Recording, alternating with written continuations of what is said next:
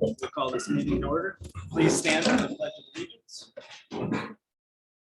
Pledge allegiance to the flag of the United States of America and to the republic for which it stands, one nation, under God, indivisible, with liberty and justice for all.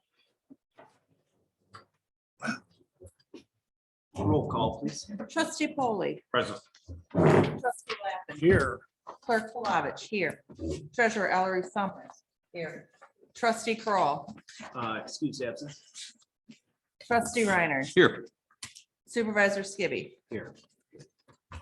Well, at this point in time, before the adoption of the agenda, I would like to, under new business, under number 8, create a new 9 for full-time fire department hire recommendation. Followed by then the old 9 will be the new 10 of department reports.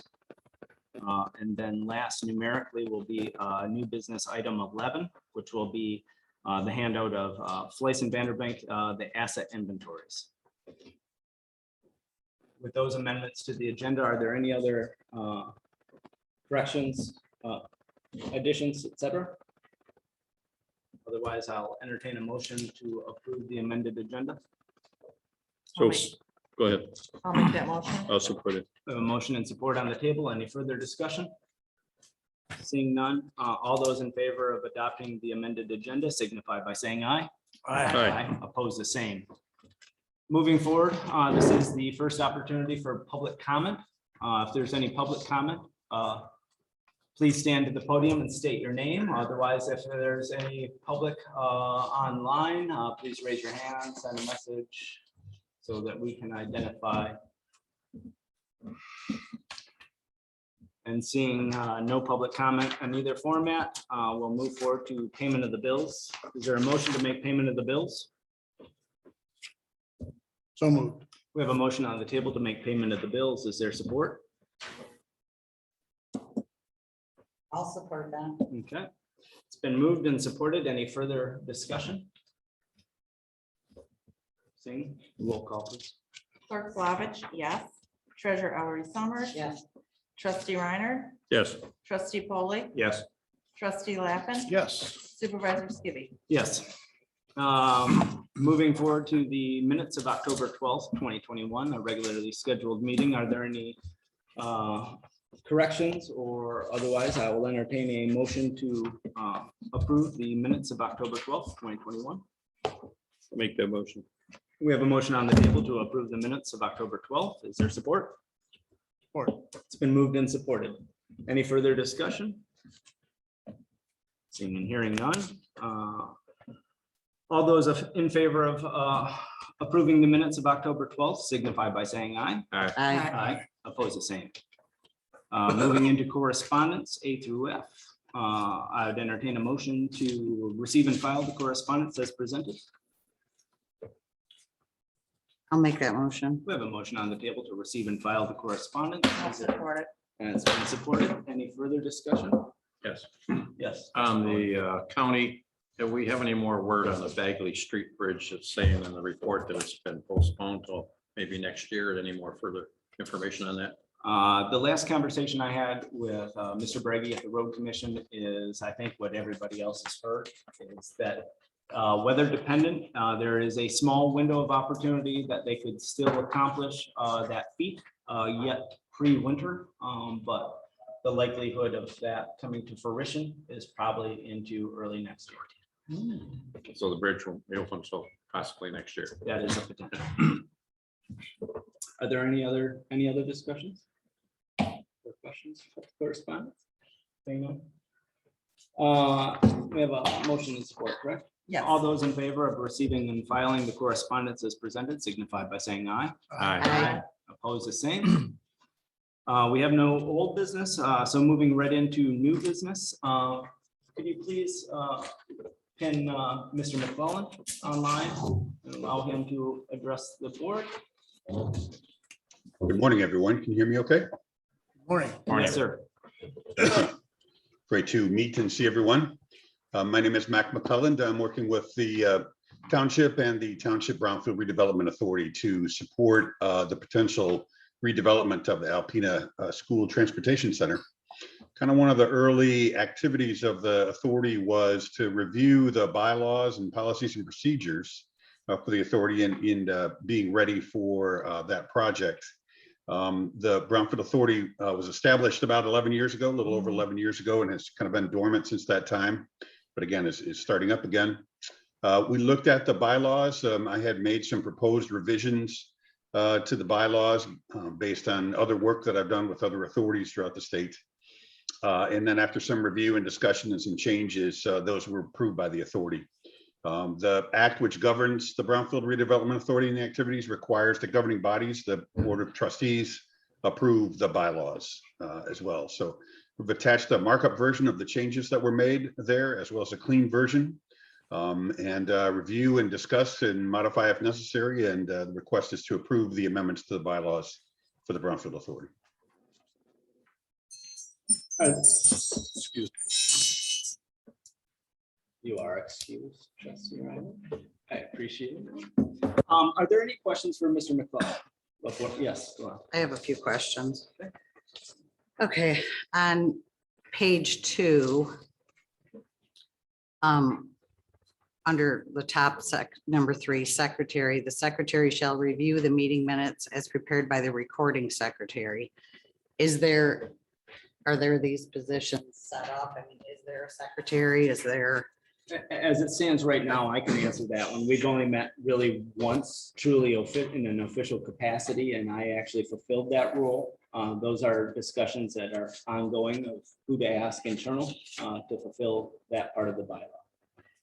Internal as in within the authority? To within, well, I would offer it, I guess, first by union contract to any internal individuals that may want to Okay. entertain taking that on, because all associated costs with that position would also be able to be cost captured Okay. through the authority.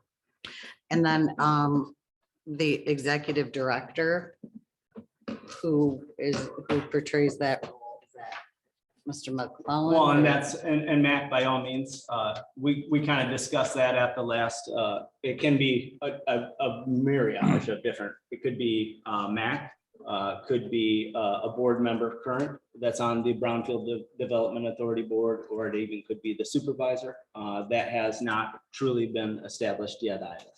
Well, it says under A, and then on to page 3, that the executive director would be appointed by the township supervisor. Yes, so that's why we started that conversation so that we can make that conclusion at our subsequent meeting. Okay, and then on page 3, under H, review and approve all vouchers for the expenditure of authority funds and submit a financial report to the board no less than quarterly. So is this going to be an actual separate fund within our township budget? I can answer that perhaps. Yes, it would need to be established either as a separate fund, or it could be established as a department, but would be outside of the general fund. All revenues would come into the TIF capture revenues would come in and have to be tracked in a separate fund. Okay, and then who would be the one to present it quarterly to the board, the financial reports? Whoever the executive director would be, or? Yes, that would be its intent, is that would be either, depending on who was appointed, that would be giving financial reports. Okay, and then they would also prepare the annual budget and any amendments for review by approval of the authority board and the township board. That all falls under executive director. Yeah.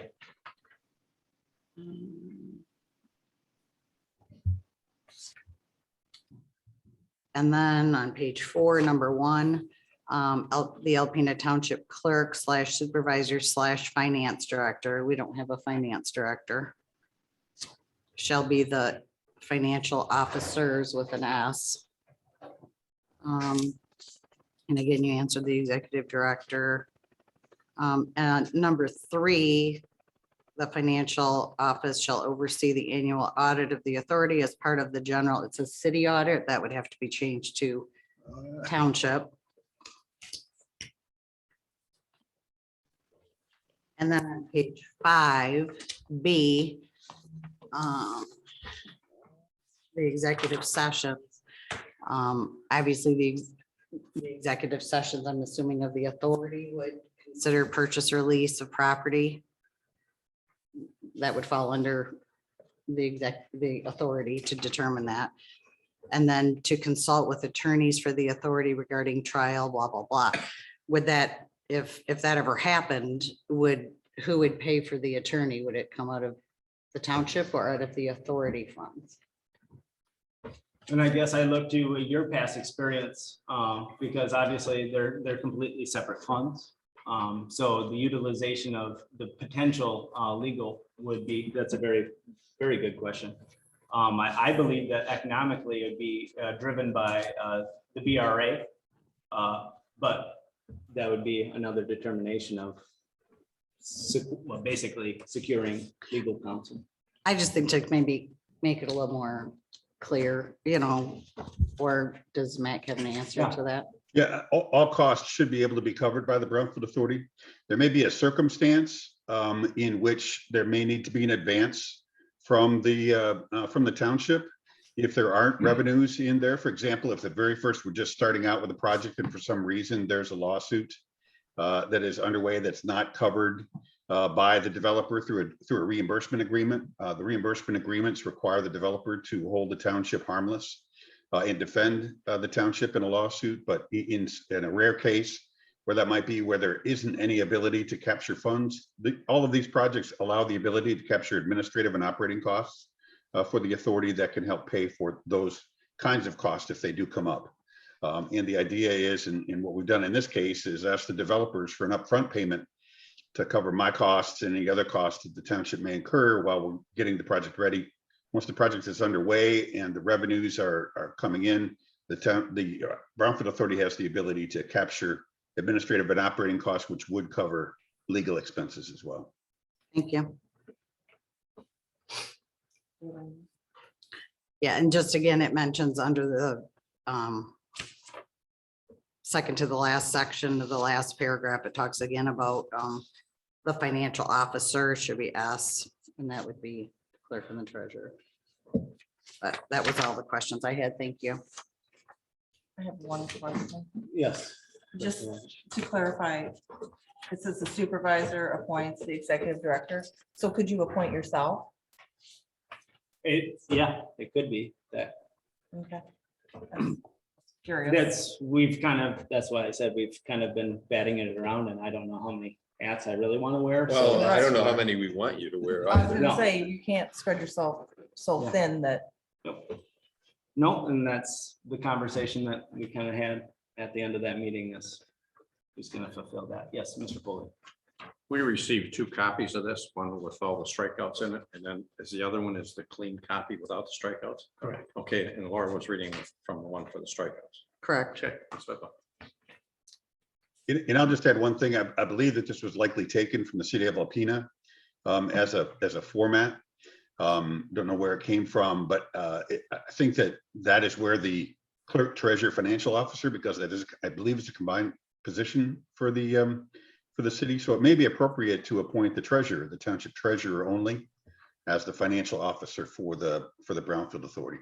So I think that's where the clerk, treasurer, financial officer comes from, is it's a unified position in the city. So I think it would be wise to appoint one person, whomever that should be, presumably the township treasurer. nominate Laura.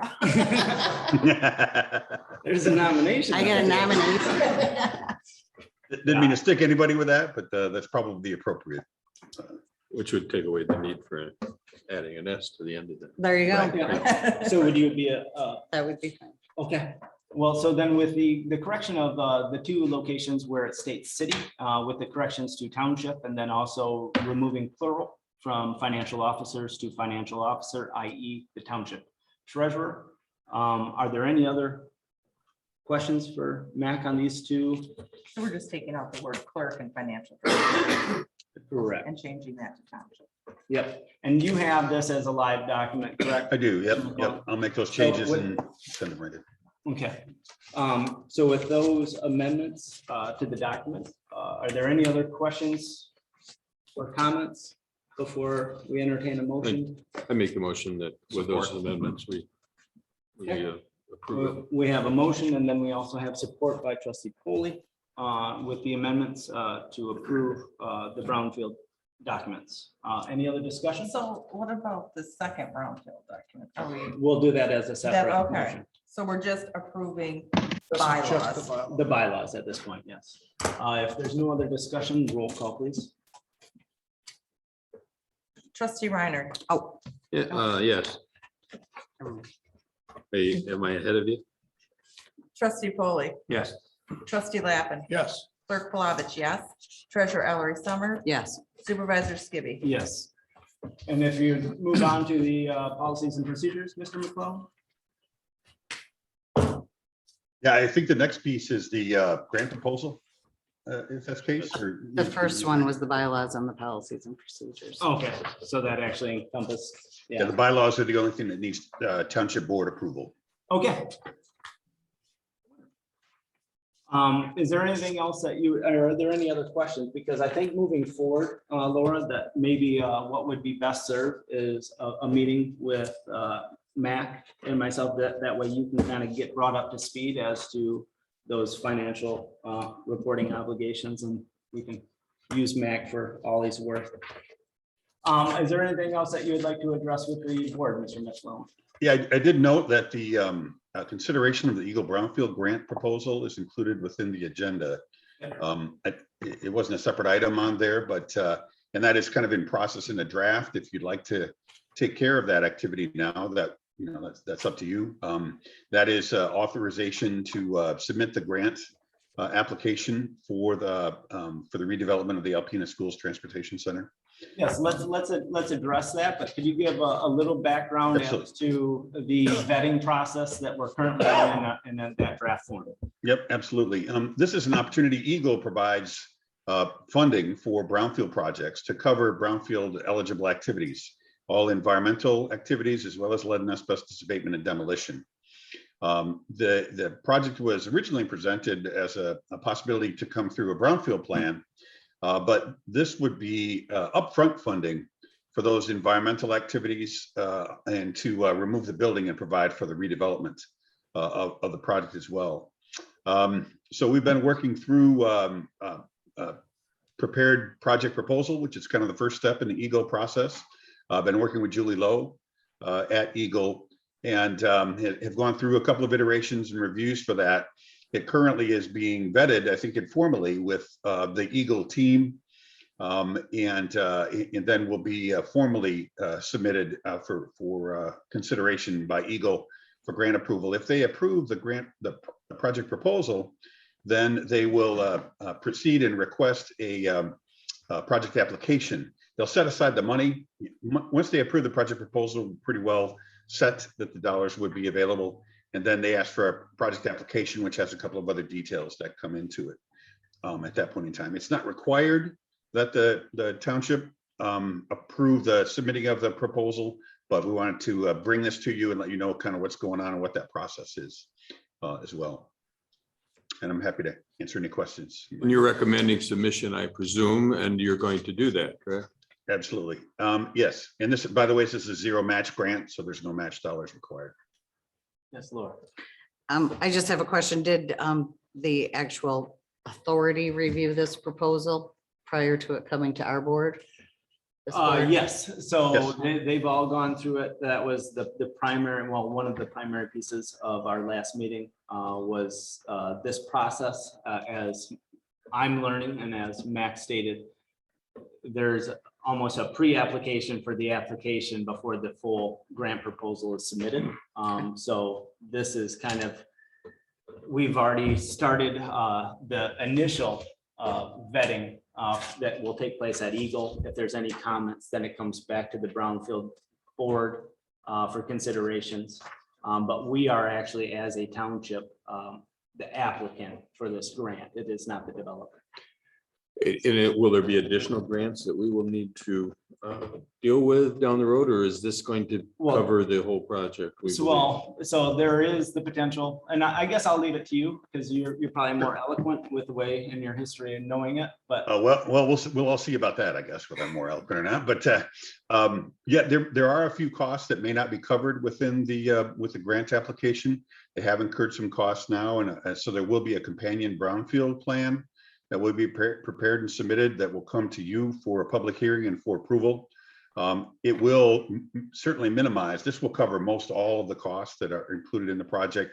There'll be a few costs that are not eligible or not included within the grant application because they've already been incurred.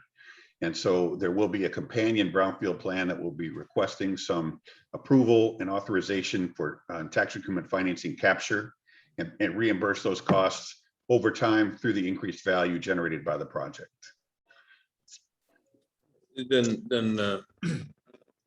will our attorney need to be involved in that as far as if we're doing a public hearing? I assume he has some involvement in that. Correct? Well, and I guess I look to Mr. McClellan. I mean, we've always had the option of utilization of our attorney for those functions. I guess I look to your experience there again for the public hearing. I guess maybe it would be one thing where a quick oversight and overview. But for the public hearing, I leave that there again. My bottom line question is, are we incurring administrative costs that will be additional costs to our general fund that won't be part of the Brownfield Authority funding? Yeah, all of the costs for approving the brownfield plan are eligible for reimbursement as well. So again, this may be a situation where there might need to be some upfront funding potentially, depending on your interest in involving and engaging the attorney. But those costs would be reimbursable over time, and we would put ourselves in first position to repay those costs.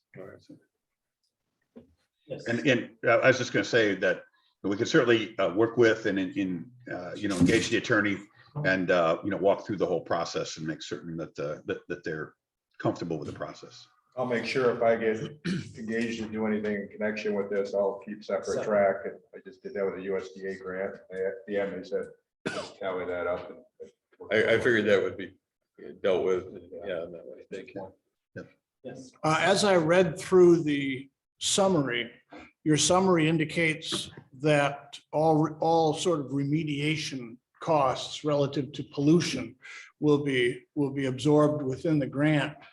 Yet on page 3, Eagle, it says previously removed the contaminated soil, but stopped when the excavation reached an active septic tank. So I'm wondering if there are any legal liabilities that we will have if we find additional pollution that was not contemplated, and is that recoverable? That's a very good question. All of the obligations and responsibilities will fall on the developers. For that, we will have a development and reimbursement agreement for both the Brownfield TIF and the way that the Eagle grant will operate as a reimbursement expense, and work with the attorney on that. I've done about 40 of them. And so, but we'll have an agreement, which first holds, indemnifies the township for any activity. It's all between the developer and the Alpena schools. If they find additional contamination, it's been pretty well investigated, I will say, because Eagle has a whole bunch of monitoring wells there. So I think they know the extent of the contamination and what's there. But if there are some cost overruns, that's the obligation of the developer. And if that's the case, will there be a required bond anywhere along the line? Developer can declare bankruptcy or something. Yes, and that would be a lien on the property, or would not hold, the township isn't putting up any money, or the Brownfield Authority isn't putting up any money in this case. It's all state funding or developer funding. Okay, thank you. I just have, how soon would like a public hearing take place? I mean, are we months down the road from that? Probably just a couple months. The draft Brownfield plan has been in place, and I suggested that we hold off on the Brownfield plan until this proposal process is completed, so we know exactly what the grant is or isn't going to pay for. And then we can adjust the Brownfield plan accordingly it comes. So I would imagine not long after the first of the year. Okay, thank you. Are there any other questions for Mr. McClellan? Not, I'd entertain a motion to allow the Brownfield Redevelopment Authority to move forward with the grant proposal. I'll make that motion. Is that so moved? We have a motion on the table, Trustee. Oh, Lappin, would you okay, like to I'll support. Beautiful. We have a motion and support on the table. So. is My it- understanding are. Sorry, Trustee Oh, Reiner. I'm sorry. Clerk Plavich.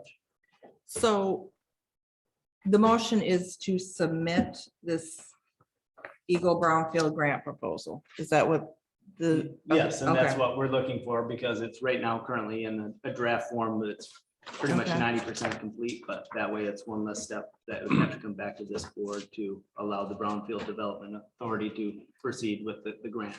Okay, I just want to make sure I had the. And my correct point motion. was, I guess that our resolution really isn't necessary if I understood what Mr. McCollum. It is, it's just a tip of the hat saying it's another supporting mechanism, All right. showing that this board is supporting its own Brownfield Development Authority to move forward with the grant proposal. Any other discussion? Seeing none, roll call, please. Trustee Polly, Yes. trustee Lappin, Yes. clerk Palovich, yes. Treasurer Ellery Summers, Yes. trustee Reiner, Yes. supervisor Skibby. Yes. Is there anything else that you'd like to inform us of at this point in time, Mr. McClellan? Not for me. Looking forward to working with everyone and excited to see the project come to fruition. Okay, and as I stated earlier, Mr. McClellan, I think it would probably behoove the process to maybe align some time with you, Laura and myself. That way we can make sure that we're all on the same page in terms of the fiduciary responsibilities. Yep, absolutely. We'll need to kind of put that together for both the grant and the Brownfield tax income and financing. So happy to walk through that. Thank you very much, sir. Moving forward in the agenda, next item is budget adjustments. There is one addition under 5, and correct me if I'm wrong, Michelle, 592-100-759-000 to be increased $21,500, I believe is Yeah, the that's water tower maintenance. water tower maintenance. And where are we taking it money from? I would have to go back in. I think right now, what I would see is a potential change to an expenditure would be the potential to utilize sewer expenditures, because we are, I'd hate to do it, but we're grossly under budget on that one. But I would let Ms. Wynn also tip her hat to what other What number were you Yeah. going? Say that Give me the again. number. 592-100-759-000. It's called water tower maintenance. Yeah, There we And go. we're gonna increase it 21,500. 21,500. 221.5 or add that much more? We're to it? adding. Adding. So 21. it's gonna be 34, 35. Yep. 50, okay.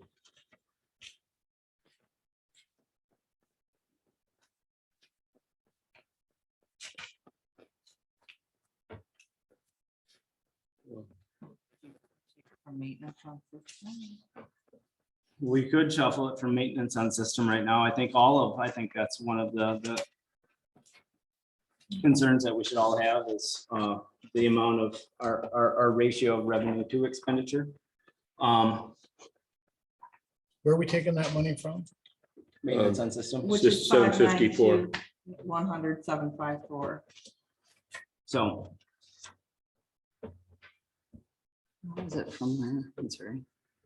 I'm sorry. 754,000. So we're gonna change that. Reduce that by $21,500, putting that $21,500 over to GL ending in 759,000, water tower maintenance. Okay. With that addition, I would entertain a motion to move forward with the budget amendments as presented. I'll make that motion. A motion on the table to move forward with the budget amendments as presented and amended. Is there support? I'll support it. Been moved and supported. Further discussion? Can we get, once these adjustments are made, a clean copy of the budget with all the various line items named? Yep, I will Yeah, this was the first, and Michelle's already given me some pointers as to how to best I will help describe. him with this for I'm not his an next Excel guru. presentation. She's wonderful. I am a peon and I A proudly cerebral. accept the fact that I am strong at Word and weak at This is one Excel. of the things that I've asked for a written copy for me, because trying to follow this on electronic is No. difficult. So it's my intent yet today, as soon as I make the amendments, because there are some amendments that need to be taken care of immediately. So I will be doing that, and I will make sure that I email 2 by 2 the entire board, the clean copy. Yes, Laura. And you were talking, I mean, I have two little comments, but the descriptions would have been very helpful for that. The other thing is what about the Goodrich trucking expense? I think I've accounted for all. Okay, so that, So okay. we've changed some of the internals to now where through the clerk's office, Haley's been extremely good. We're kind of just making sure we're on the same page before we have to make any amendments. But it does also lead to the discussion of that I think this board should give consideration to an economic threshold to allow, even though all amendments will eventually come to this board for approval in a timely manner, it may be advantageous to put an economic threshold to allow amendments to happen as needed to be then brought retroactively to the board for approval. Just something to think about. Because there's sometimes it's a very small numbers that we're moving around, but we cannot, as it stands currently, without board permission. But that is also one of our findings that we're working diligently on eliminating from an audit moving forward. So. Well, that was my question is, without board approval, of course, you're talking about board approval after the fact, right? But without board approval, are we going to have an auditing problem? Well, it would always come to the board. I guess that's part of the discussion that I've just briefly had with Michelle is when we're looking at a number of less than $500 to make sure that that isn't a continuation as to the sporadic nature that our auditing firm just pulls GLs and says, why did this get overfunded or underfunded, and why is this an over expenditure? So we're fine tuning our internal mechanisms, but that would be one of the discussions that this board should give consideration to. So are you saying we would only review those changes just before the end of a fiscal year, or? would we No, do no, that they would monthly? still be brought forward to the board as this document is. It's just, instead of waiting that 13 to 14 days, if needed to make that adjustment, have that ability. And we should be doing them quarterly, the budget adjustments quarterly. Yeah. Oh, yeah, but we've Not monthly. realistically been doing them almost monthly. Mhm. And so that's fine. We do them as needed. But moving forward, there should be a potential easier way. Yes, Michelle. I think it might help if, when we're doing the budget adjustments, the three of us sat down together and looked at each line item. Because I know like some of these, I think we're gonna be doing them again because they're a monthly bill and we've just brought them up to where they're gonna cover this month.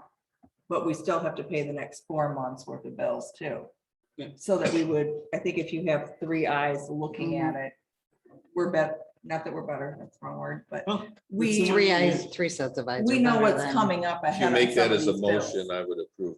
I would Well, we have a support. motion on the floor, so if there's no Yeah, we other discussion approve the current. to the approve the current. amended budget adjustments as presented, we have motion and support.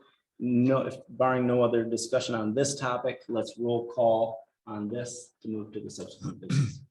Trustee Lappin, Yes. clerk Palovich, yes. Treasurer Ellery Summers. Yes, Trustee Reiner, Yes. trustee Polly, Yes. supervisor Skibby. Yes. I think if the three of you, on your point, Michelle, that I think is at least the right way to do it if we're going to do it. I'm a little bit of a loss as to why we need to make them as we see a deficit in a budget line. If the quarterly review is not sufficient to make those adjustments, I don't understand necessarily why it's necessary, but I think at least if the three of you pass on it and how you're going to fund it for the rest of the budget year, I think that's a wise thing. So to keep the budget in balance or in the black, if you will. But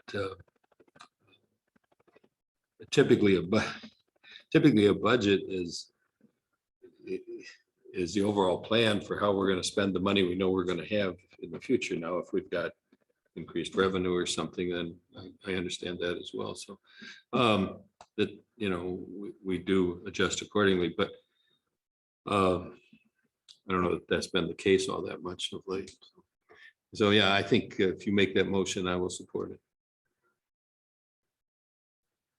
I don't know, are you asking for just the fact that you want the 3 primary elected officials to work together on presenting budget? Yeah, it still has to come to the full board. Yeah. Yeah, so it's just would be our policy now, I- is that I- the 3 of us work on them together. Yeah, and I don't know if we need a motion for, say, I'm fine with having extra sets of eyes. It's just, we're trying to improve. We've come a long way, and this is one of 2 things that is still, we're working out. So we've improved already since the last time. So hopefully moving forward, even out of this, you know, I think at the end of or during the budgeting process, we still need to know that where the line items that we picked at the beginning of the year, of the budget year, or the fiscal year, how much they had to change. Do you understand what I'm saying? Yeah. So that when we're budgeting, we know where we missed it last time and find out if we have to make adjustments for that for the following year. yeah. Okay, that's kind of where I'm from. I mean, I think as long as we meet quarterly and then present them. I think it needs to be done on an as-needed basis, because we're paying bills, and if we're seeing something's getting low and we're not meeting for 2 months on it, Haley can't hold off paying a bill. It's gotta be processed.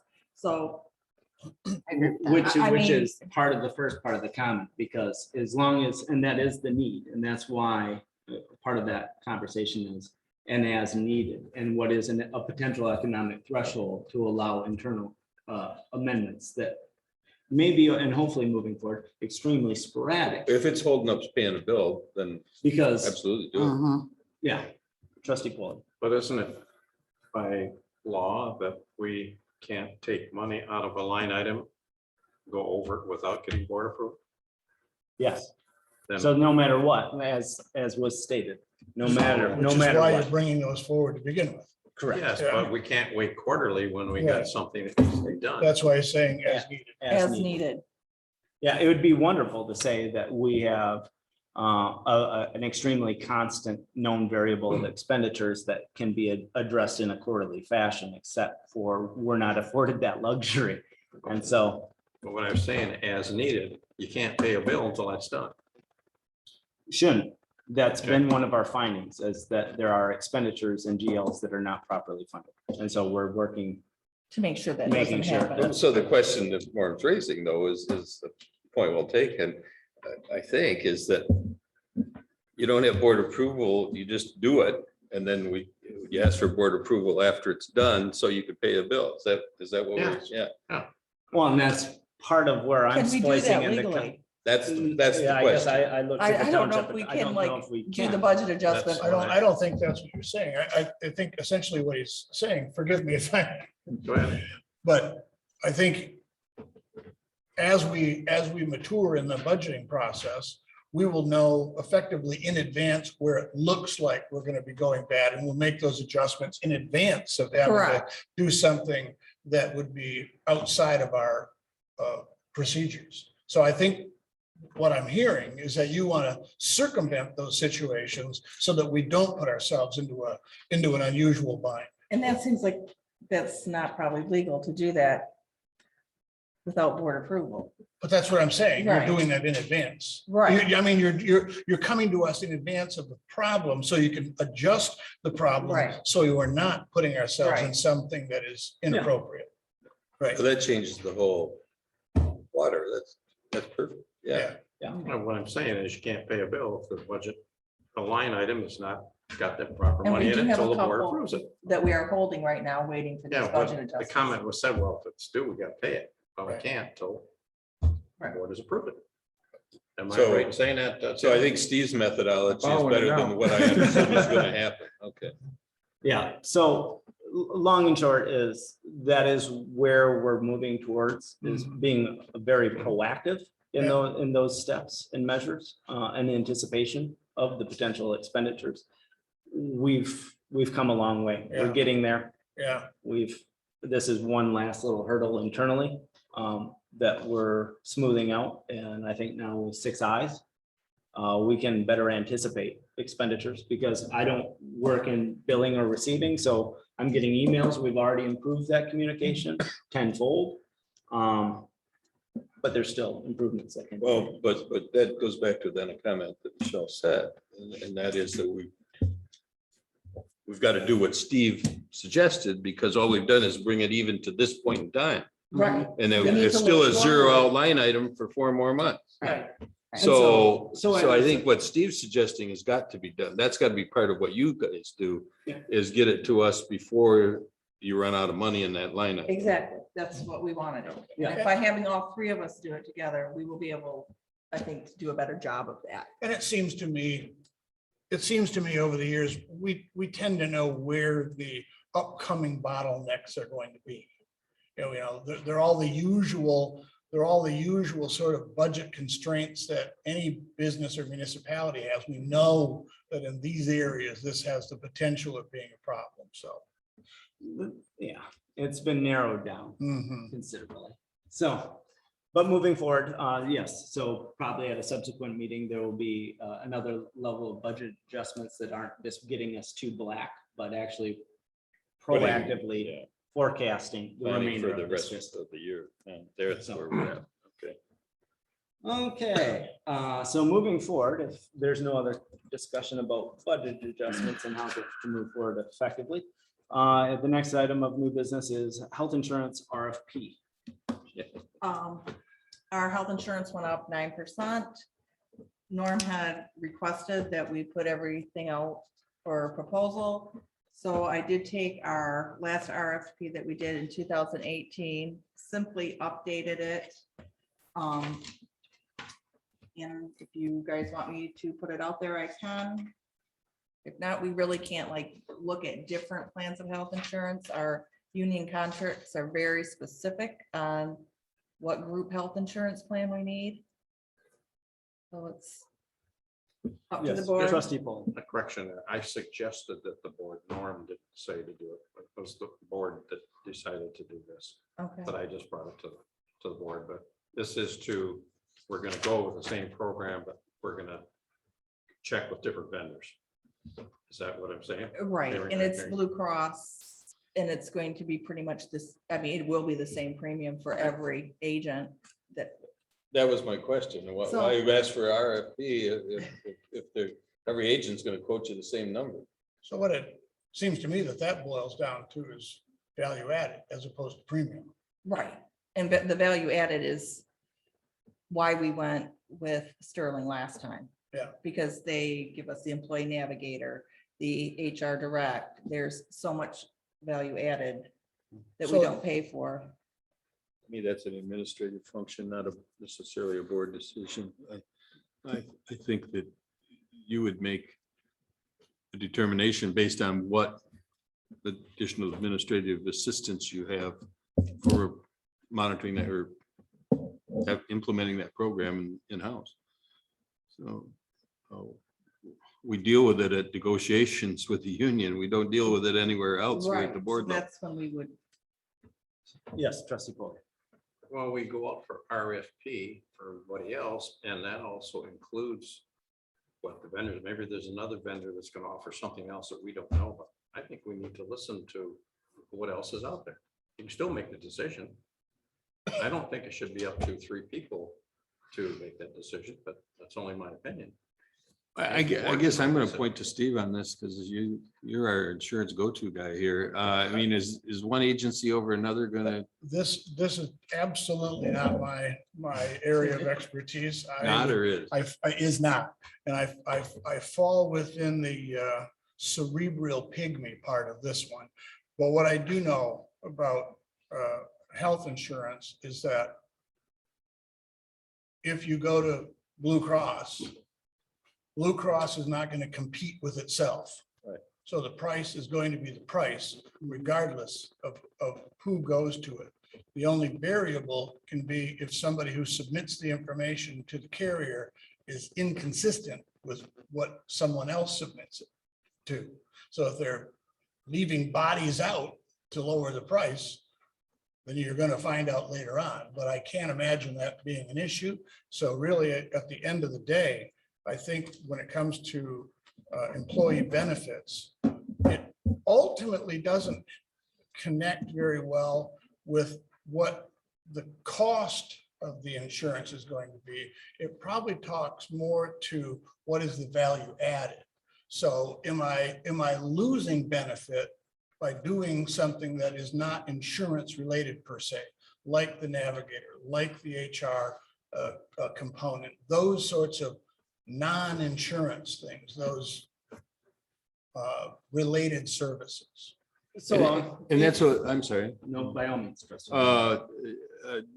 That's what I've seen at the county level is that seems to be the focus. I mean, the rest of it, the time for the RFP seems to me just before contract negotiation time, when we're going to decide whether we're going to continue to offer the plan we have, or if we want to go to priority health or Right.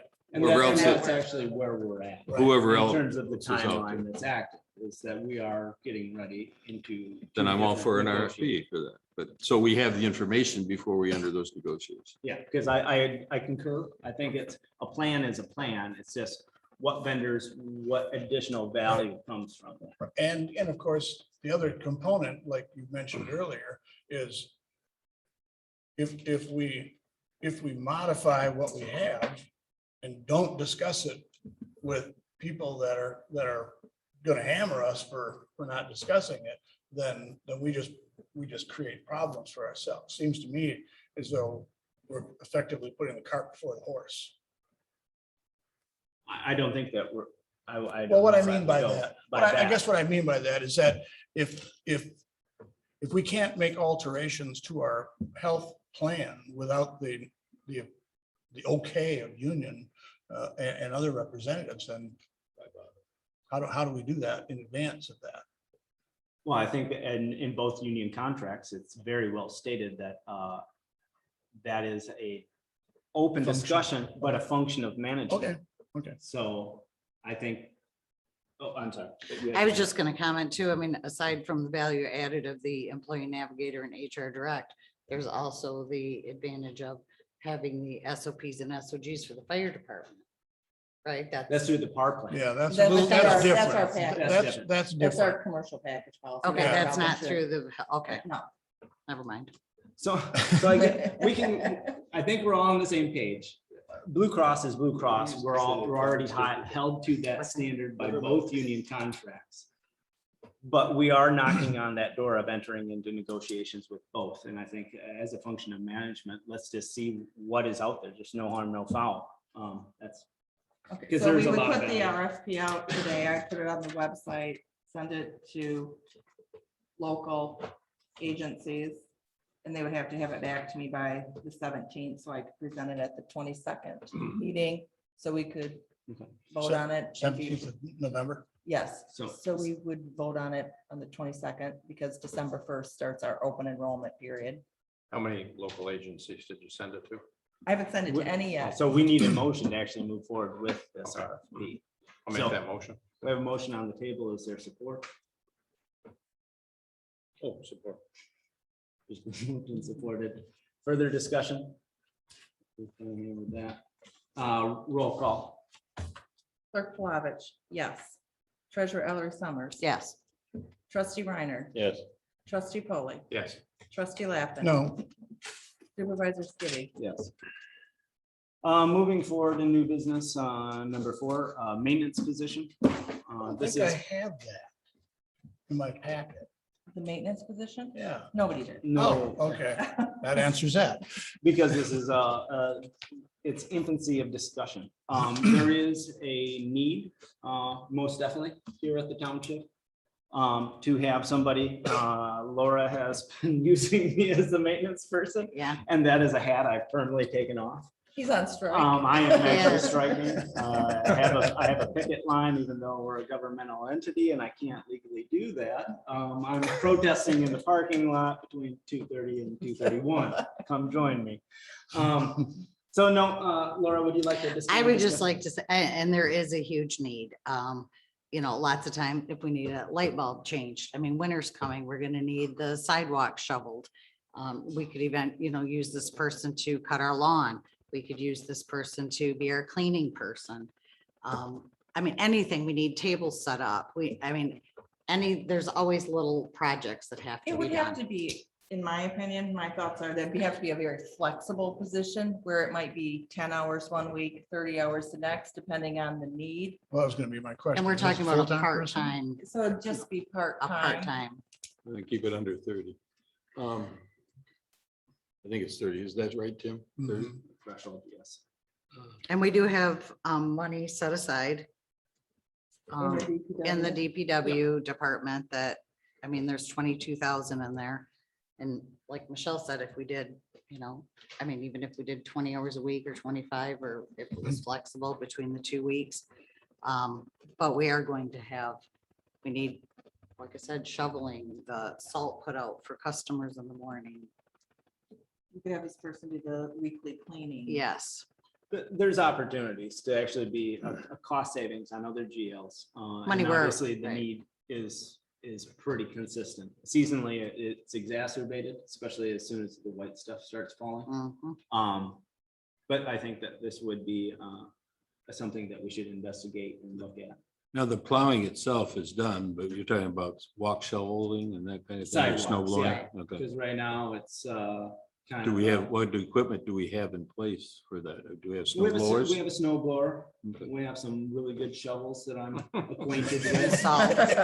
We have a Juvenile plethora court of, probably has some of those. that NaCl they're not that using. has broken down our building. Yeah, so we have a need. I'm sorry, could this be something that could be subcontracted? So if you have somebody that comes in and cleans the floors and vacuums, and does whatever they do to check to see if the light bulbs need to be changed or anything like that, or is this just a difficult thing to subcontract? I think that's an open discussion. It could be a subcontracted position. It could be a part-time position. The baseline is that there is definitely a known need. Mhm. And I can't anticipate and demand that our head assessor start shoveling before his workday, or that I'm coming here to start shoveling and spreading salt. So it's a potential internal mechanism, whether it be a part-time or a subcontracted position, that could actually show a reduction in costs in a couple other GLs. I would just like to make a motion that we advertise for either a subcontractor or part-time employee. Advertise for it, put it on our website and Are you making a seek, motion? I am making a motion. Yep. So could you please clarify your motion? I am making a motion that we advertise for a part-time maintenance person / subcontractor to perform maintenance duties for the township, On an on-call or as needed, or on a regular schedule basis? regular schedule, I would think, at least some of it, and Well, part of it could be yeah. regular. Something don't that think you we can't need to. schedule. Pardon me? You can't schedule snowfall. If No, but we could, I can would Just ask schedule- Joe Charlotte boy. He's right 3% of the time. Part of it could be scheduled that you'd clean on these days. as We needed. need this painted, we need this, Yeah. whatever. Yeah, just So as- some What is the exact motion? It's a flexible schedule. Part-time maintenance / subcontractor to perform. Maintenance duties Not to with a- exceed X number of hours per day? per week, Or X number of hours per pay week period, with or- flexible schedule. With. Do you want to put a limit on the hours? I mean, you can go over 30 one week and be 10 hours the next. We could week. do up to blank a week, up to 30 hours a week, or up to 20 hours a week. I don't think you need to put that. I don't- I don't think, Okay. as long as you don't consistently have them working over 30 hours a week, then you're not In subject violation. of Yeah. the, That would be the. I employee, think Yeah. not the benign sub- and flexible is the way that needs to go. with Benign flexible and- schedule.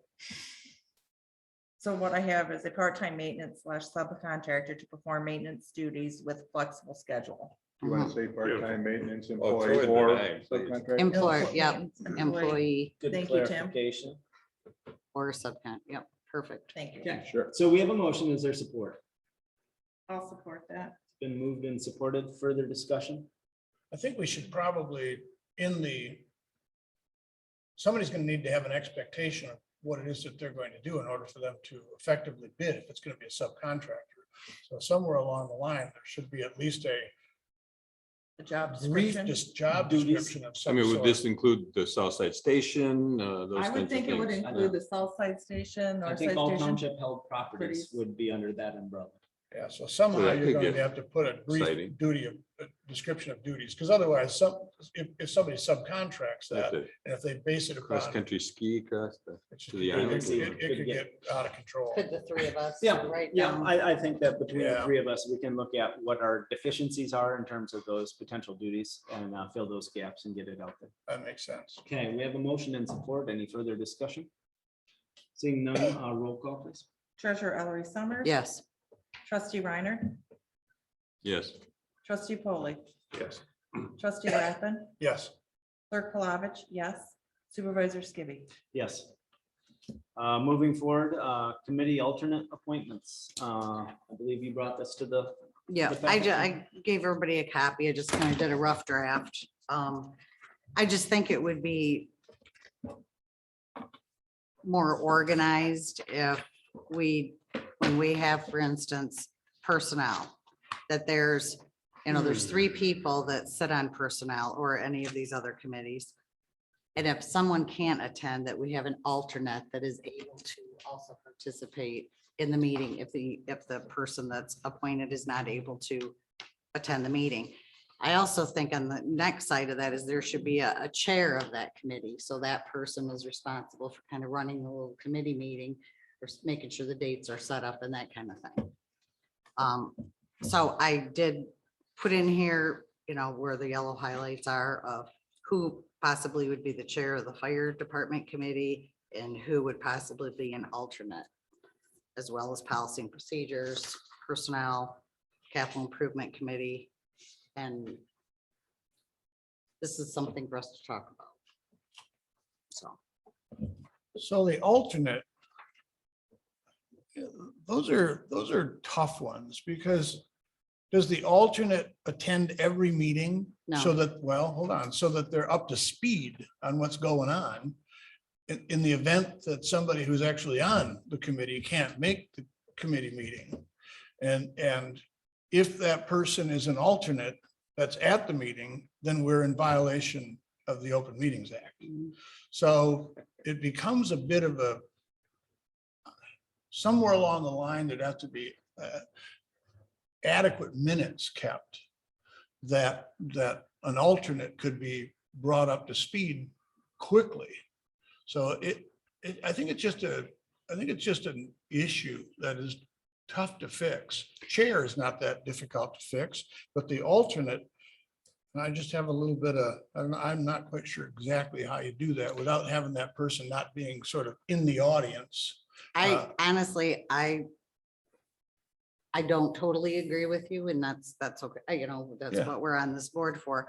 But I think there are so many important things going on at this township that the more people that are, even as an alternate, if policy and procedures, if, for instance, if Norm can't attend, that you would be the alternate, Steve. At least it would kind of bring you into the loop. You would maybe offer your own suggestions. I don't think there's anything that earth shattering that an alternate couldn't be kind of brought up to snuff. I Because totally agree with we you. don't, other than, a lot of times it's just at our board meetings or Yeah. people don't talk in between board meetings. I think it's very important to have an alternate and Yeah, to have it- I definitely don't disagree with you. I'm just looking at the pragmatic side of it, is that it gets a little tough to control. And maybe, I kind of agree with both of you, that maybe we don't need an alternate for every committee. But like personnel might be one where it's good to have that third person, because usually someone can be brought up pretty quickly if if there's an issue with an employee and one of these people aren't available, then it would be good to bring the alternate in. So maybe that one needs an alternate. Fire department task force, maybe not. I don't. Well, yeah, and that's, yes, trustee Paul. Well, we also remember that the supervisor is on all committees. Not to say that he has to be involved in all these committees, but that would be up to the supervisor, I think, to say whether he wanted to attend if you had a. I mean, and that Vacancy. may be one creative way of looking at the ex officio. But what if you can't, you're part of the committee and you can't Well, and come? I don't think we're gonna have an answer at this meeting. Right. So I think that best serve is we now have at least a format to give consideration to. And maybe at a subsequent meeting, if there's trustees that would like to look at potentially serving as an alternate on some of these committees, that would be a consideration downstream. I think, as trustee Lappin stated, it opens a little bit of a Pandora's box because now who's keeping minutes, who's recording everything? Because by MTA standards, committees don't have to, they have to meet OMA, but they do not have to present minutes. So Correct. what would, that how would be this, another- how would this change that? How would having an alternate change doing minutes or not doing minutes of a committee? I'm just I just think you- reiterating what trustee. No, I'm Lappin just said, asking the because if question, your ex- so- If your expectation is that an alternate needs, or in this conversation is that, and I agree with trustee Lappin, if you're bringing in somebody as an alternate, now is that alternate getting, when they're not present, are the rest of that committee keeping notes and minutes and submitting them to the alternate so that that alternate is kept up abreast? It just. it I opens- understand that point, but I also think that if an alternate wants to know what's going on, just like any of us at a board meeting, you know, I might want to know, hey, what's going on at the fire department committee meetings? If I'm not the alternate and I'm a board member, I can ask those questions. I don't think an alternate has anything to do with like doing minutes. I mean, if we did minutes at all of them, I don't have an issue with Trustee that. Reiner. I guess I've got a couple questions on this. I mean, if the alternate's function is to strictly come in for one meeting to cover an absence, that's one thing. If it's a long-term, disability of a member, you'd appoint a new committee member anyway. The other question is, you talk about Open Meetings Act violation. I think that's a point we have to address and think about here. But I think any of us that are not on a committee are potential alternates. I don't think, I remember being called in for an interview of someone. I'm not on the personnel committee, but I helped interview one candidate. I think, well, I was here to interview one candidate. That didn't happen. But But you showed up. I showed up. And so, but the point is, none of these committees, and I think the policy reason behind the Open Meetings Act is that you can't have a quorum of the board, so you can't make decisions outside of the board having fully be put together and make those decisions. None of these committees are given the authority, as I understand it, to make independent decisions by the committee that don't come to the full board for decision making. So I'm not sure if that would be a violation or not, and I'd look to Tim for that at some point if it's important enough. But I think any of us could be called in on an ad hoc basis. Is that the right word? To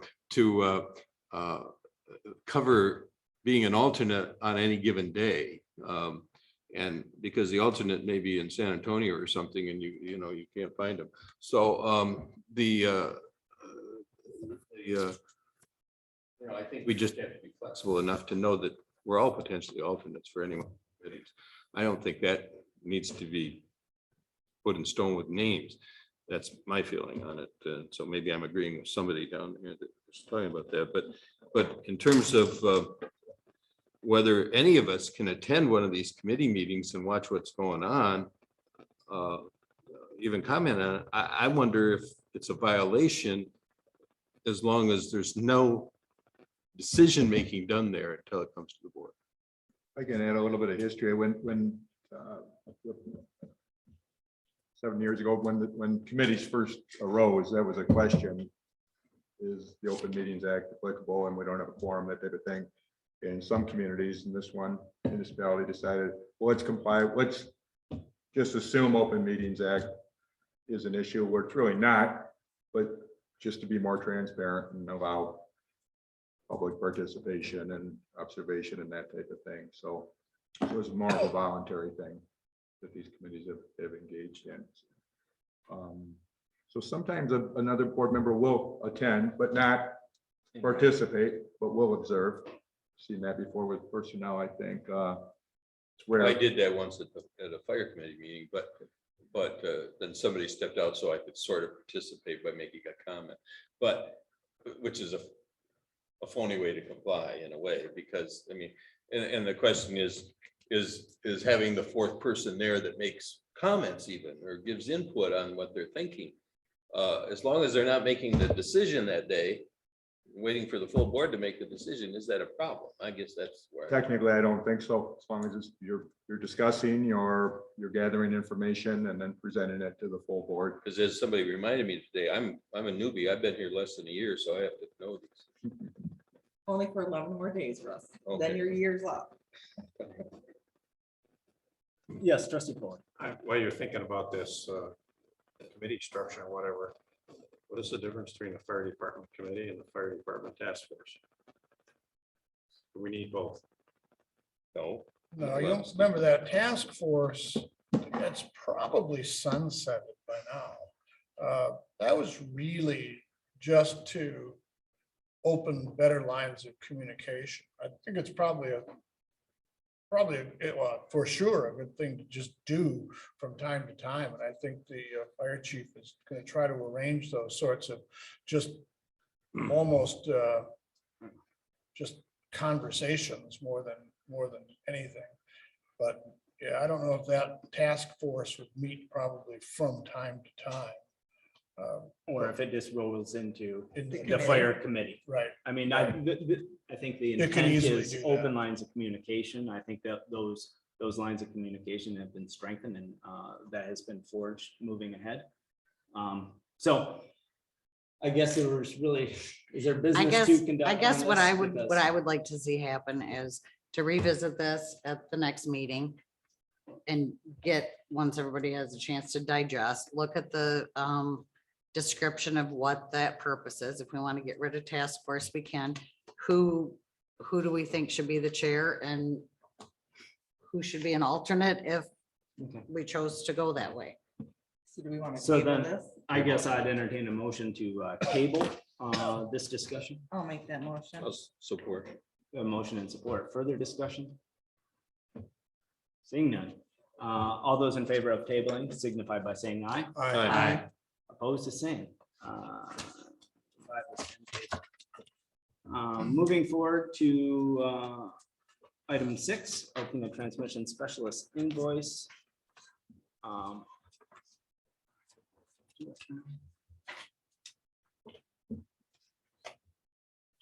So, yes, trustee Foley.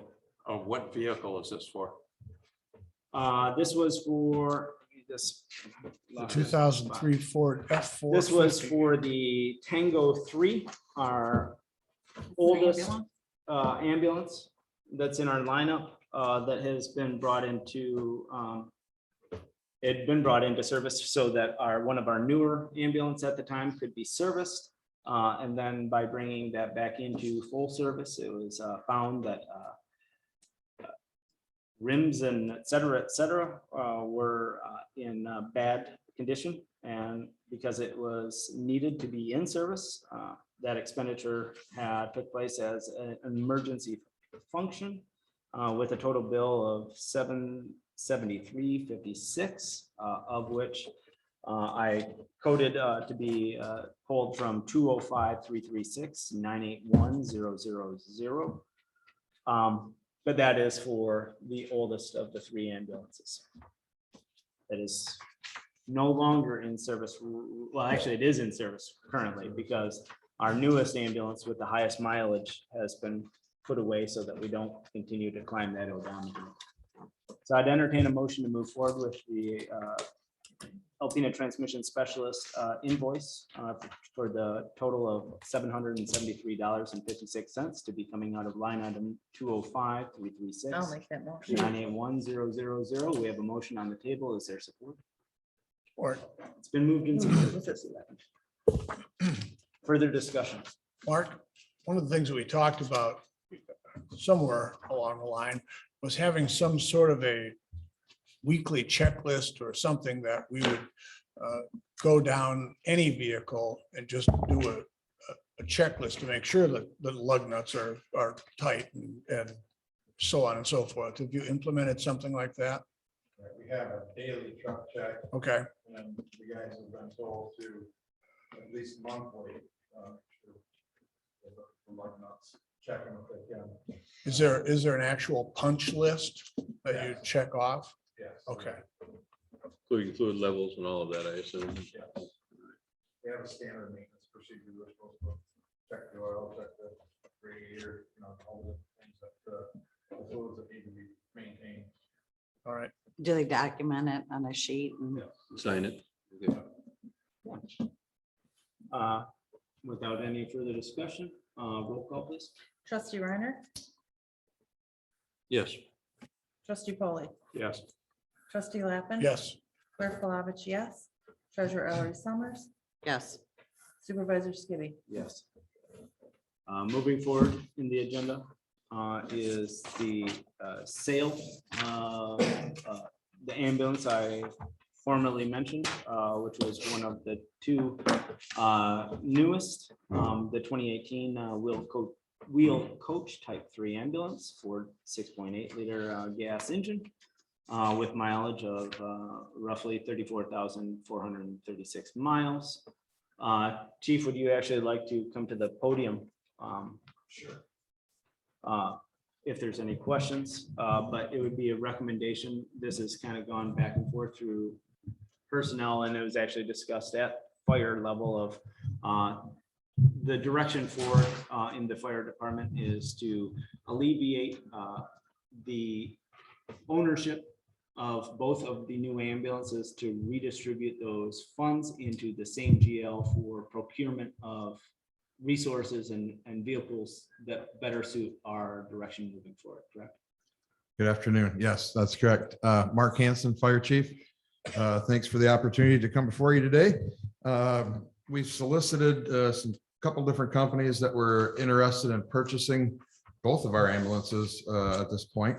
At the fire committee meeting and some general conversations that we've had in the building is that we don't know if we want to get rid of both of them at one time until we've procured some other type of vehicle to replace that. Obviously, things break down and you have to have a backup plan. So that was mentioned to me. So at this point in time, supporting documents that some emails and different things that you probably see attached in your board packet. We have an offer basically for both of our ambulances for the total of $260,000 was the highest. I also had another company that wanted to offer us $190,000 for both of our ambulances. It is my recommendation that at this point in time that we would at least sell the highest mileage ambulance that we have. The company's sitting, waiting, looking for an answer from our board. It would allow us the opportunity to put, as Mr. Skibby said, put that money back into our equipment fund and would allow us, the fire committee, to get together and research a suitable type replacement vehicle. And we have several different things that we have been looking at. I'm not sure if you want me to get into any of that detail yet, but at this point in time, we can certainly talk about that at another venue. But my recommendation to the board is that we sell the ambulance currently with the most mileage on it here, and I've got it listed with the current VIN number. That's the top unit here, the wheeled coach ambulance. This company is also interested in the purchase of the second ambulance as soon as we can make that happen. Of course, there'll probably have to be some adjustments on their price if we continue to pile miles and different things like that on it. So I would say at the point in time that we're faced with, I think it's a very reasonable offer. And my recommendation to this board is that we sell at least one immediately to get them out of our stock since we're not transporting anymore and getting something more appropriate. Yes, trustee Lappin. Oh, sorry, trustee Brennan. No, go ahead. I just have two questions. Okay, Well, we are confident that Elite's offer was $190,000. It says for those 2 units, it doesn't necessarily say each. Yeah. And so is it $190,000 for both of them? Or is it $190,000 that gives a question mark to me? so Emergency Vehicles Plus is the company that's offered us $260,000 for both of our ambulances, including the Stryker cot Well, unit. that was going to be my second question. Was that, Okay. does that include the Stryker cot? That's a complete unit. They're interested in that.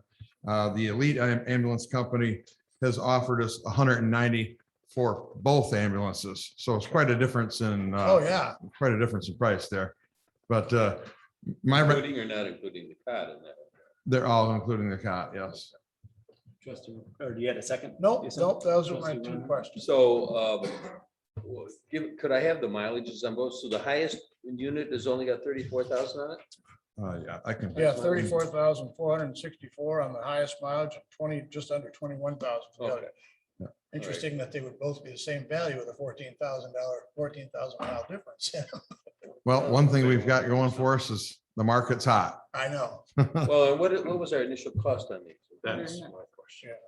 The original purchase price with the Stryker cot, and I'm pulling this from, 190, was just shy of 190. The Stryker cot was what, about 40? 35. 37 with the base in that model. I think the original purchase price of the ambulances alone were roughly $154,000. So 130 isn't a bad price for the ambulance, but with that cot, With, I mean, if I might, the vehicles per se are 5 years old at this point, but model years wise. So when we look at the market for any of that, there's no warranty that goes with those vehicles or anymore. So we were able to use those vehicles for transporting for what, 3 to 3.5 years. So basically pretty reasonable offer, I believe, from my standpoint anyhow. It's obviously decision of the board though. would the cot go with the first one? Yes, So 130 for that one, plus including the $35,000 cot. right. Trustee Bullock. Before we got ambulances, how did we respond to 911 calls? Well, since I'm not privy to what happened in the past, a majority of the calls were used by our large engines. So we're taking a large $500,000 rig down the road to respond. And that, the wear and tear on that type of vehicle, the quick takeoff, the braking, all the different things that go along with responding to a medical run quickly to get there. They were using our type 1 engines, which is, probably not the best response vehicle for that type of operation. So in a pinch, we could still run that engine out there. In a pinch, that'd be correct. They all of our equipment has blood licensed and inspected by the state at the first responder level. All the units that we have the mandatory equipment necessary to run. So if we're out on any type of call, we can still respond to a medical at that point. And we're definitely not doing transfers. It was the pleasure of this board when I first got here is to make sure that the ambulances got parked as quickly as possible because we're not going to do the transfer business anymore. So, yep, unless this board decides otherwise, that was my directive to get that to happen. Just I- checking. Yep. In our policy and procedures, under 8.4 disposal of fixed assets, it says the supervisor with township board approval shall determine the method of disposal, which may include sealed bids, public auction, negotiated sale, or disposal. I guess I'm just curious of why this didn't come to this board to solicit bids. Because it never came to the board to solicit bids, We put it on the sale list, but that's. We put it on the fixed asset list.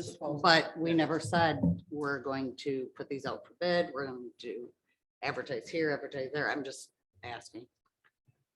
Well, and, yeah, I I'm guess. gonna let you answer that for, and I'll try to Well- follow up with what, Yeah, because, well, one, the discussion had taken place of the timeline of sealed bids and going that direction and what that would look like. I think after the third or fourth personnel committee meeting and fire committee meeting, it was, if this is, because we've also, I came back several times, I believe Michelle and I both hammered the chief of, is this the best price? Is this the best price? Everything that's come back, I've reached out to other local entities that may have had an interest in purchasing with no response. And I haven't been able to find an offer that's higher than the one that came from Emergency Vehicles Plus, who is the entity that we originally purchased them from. And it may have been discussed at a fire committee meeting or personnel, but as far as I know, it did not come to this board to say, we're gonna solicit bids or whatever. Well, I suppose if we wanted to get in the equipment sales business, we could do that and maybe hold out for a better price.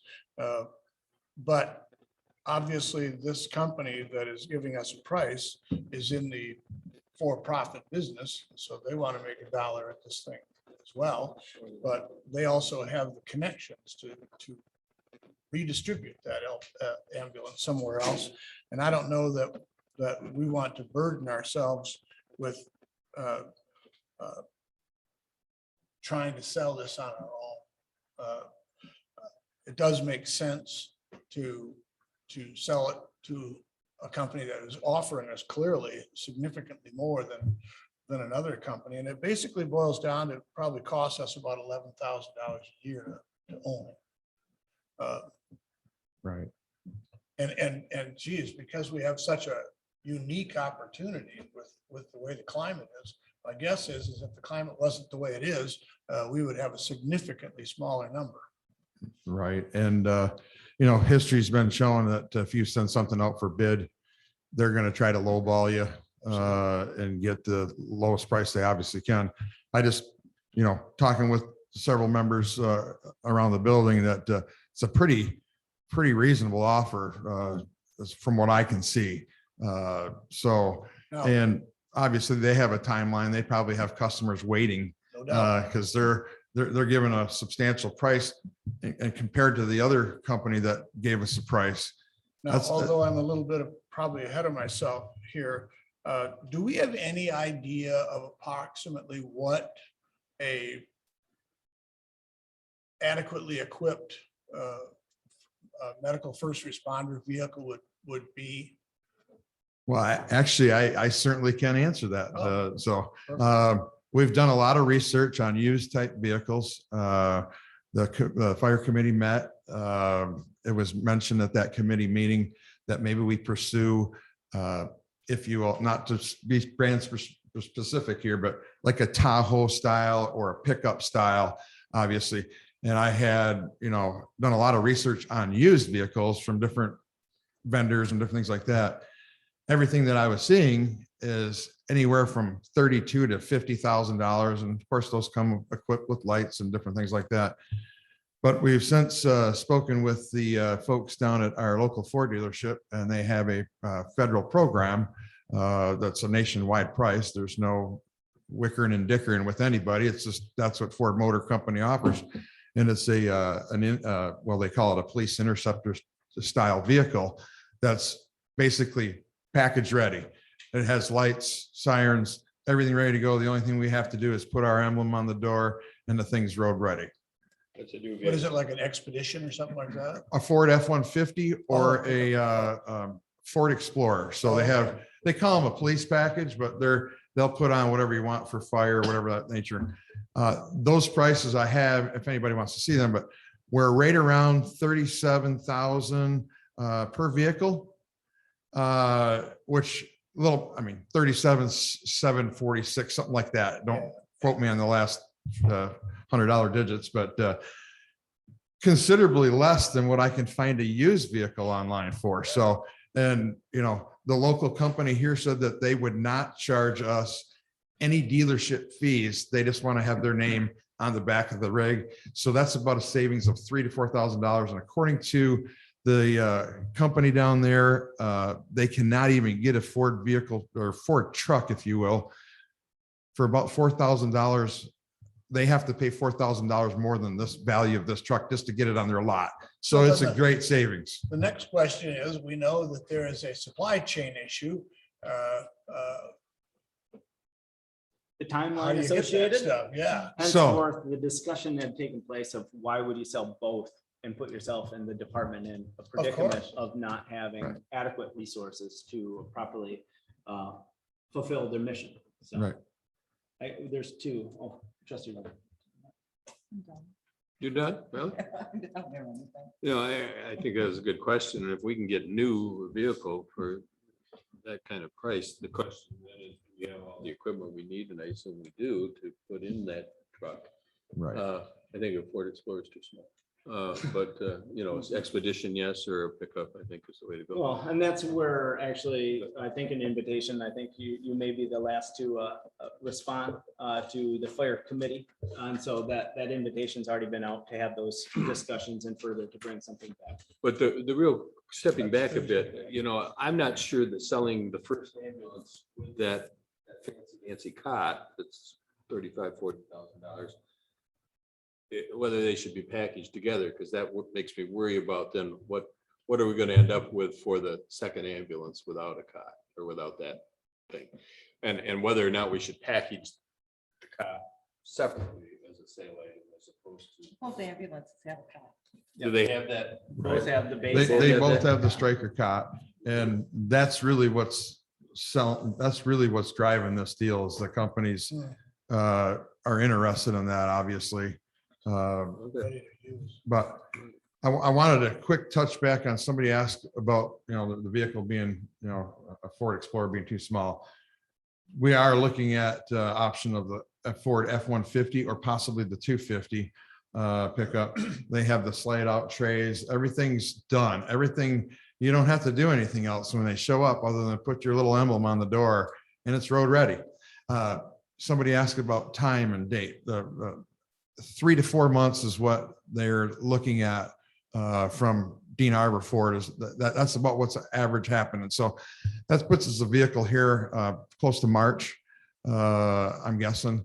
But you know, with the sale of at least one ambulance, we can certainly purchase 2 of these rigs and be ready and park the other ambulance and put that for sale immediately following those vehicles coming in. And keep in mind, we still have our oldest ambulance in service. So once we were to get 2 vehicles, okay, 2 rescue style trucks, if you will, we can park the oldest ambulance and that could be a backup vehicle for anything that might happen, breakdowns, emergencies, that nature.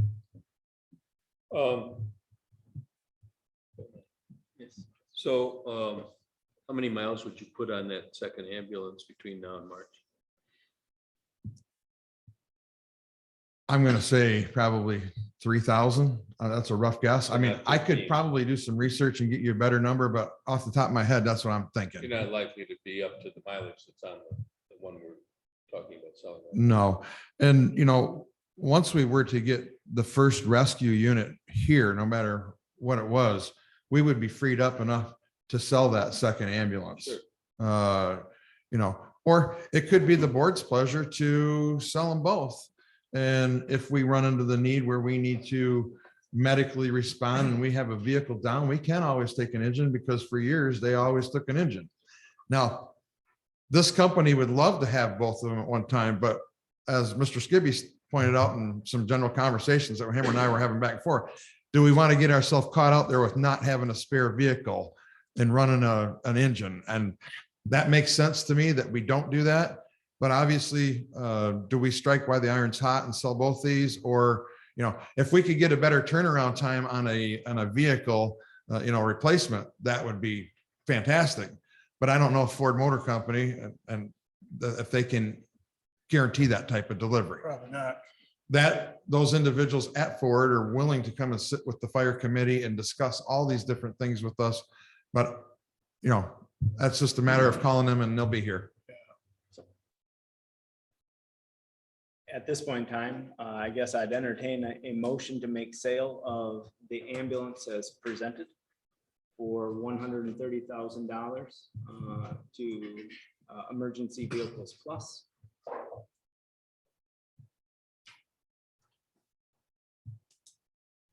I'll make that motion. We have a motion on the table. Is there support? I'll support it. It's been moved and supported. Further discussion? I'm still wondering if we should sell them both right now. But that's kind of actually that would be what I would be in favor of, but I'll vote for this motion to support it if it goes through as is. It's, I can't imagine the supply chain correcting between now and March, and so it seemed likely that the value of that second unit is not going to lose value. I wouldn't think so. I don't think they're gonna solve this issue. It may lose some.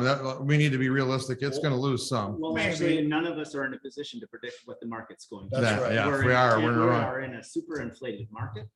So the potential could be the complete inverse. It could actually have a positive effect of increasing costs. So Possibly. these are variables that are to be determined until this bubble pops. Right now, it's the ability.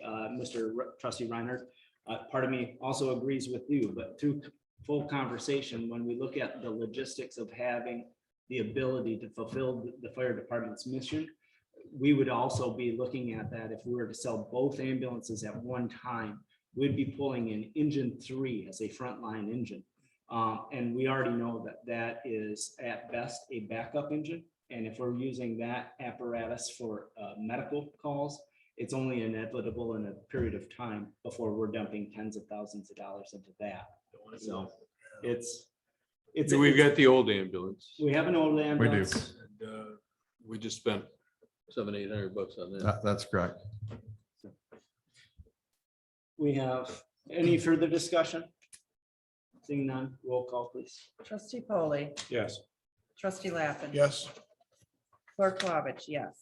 Treasurer Ellery Summers, No, trustee Reiner, Yes. supervisor Skibby. Yes. Moving forward, I know that we have two individuals that have been extremely patient. yeah. Listening to us have a proper discussion at this table. So Chief? So yes, let me just get to my next note here so I can get you all up to speed on that. So just a brief review. I'm going to go down you've probably got this list in front of you. We had two paid on call folks resign from the department. They were basically inactive members. They came to me and said that they weren't going to be able to fulfill. excuse me. Aren't we doing the hiring of paid on call before we do the fire right. report? Okay, That's what I thought he's talking about. Yeah. I was just segueing into it. Oh, No, So okay. you're gonna do a report, all right. Okay, we're gonna do all right. no, we have, the business is to be conducted as Gotcha. a state. All right. Well, first off, I'd like to introduce Avery Hoffman and Ashley Shoemaker. Both these young ladies have applied. Avery is looking to be firefighter and EMT for us. Raise your hand. Ashley has applied to be an EMT for us.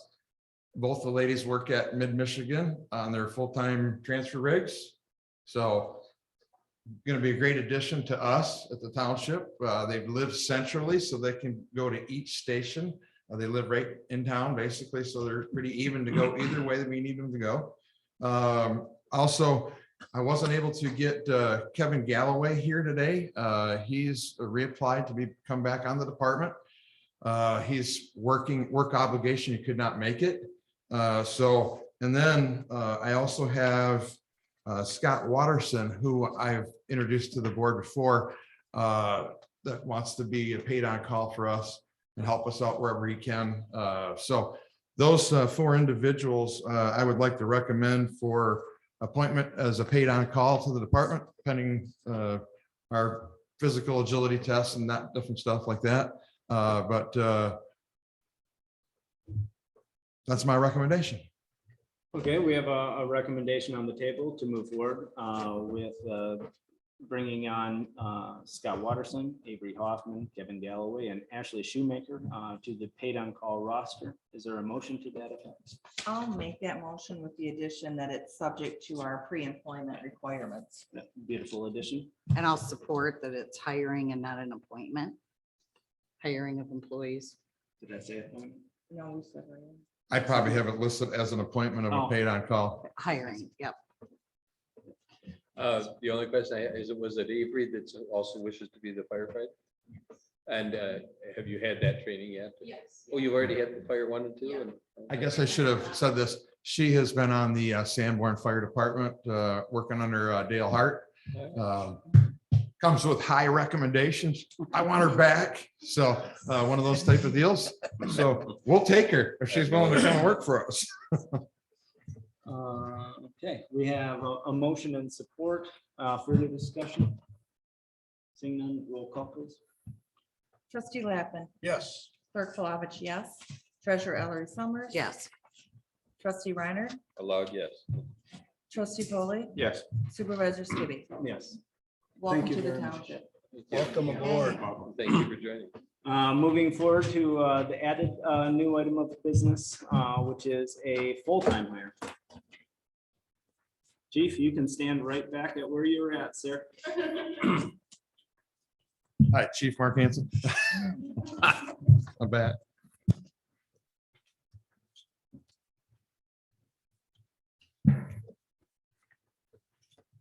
Okay.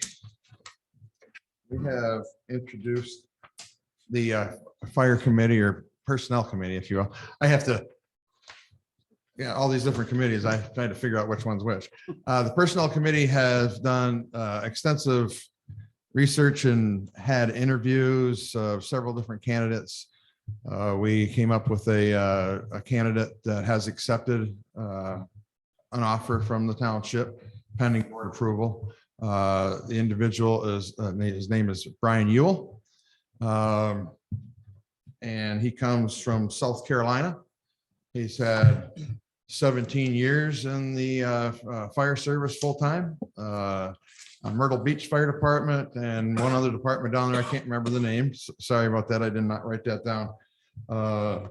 And am I handling this right, Supervisor Skibby? Is this how you want me to proceed? Yes, I mean, we can interact as well as 2 of the 3 members of the personnel committee, but you're hitting all the markers thus far, sir. Okay. Mr. Ewell has, give his desire that he would like to come and work for the township.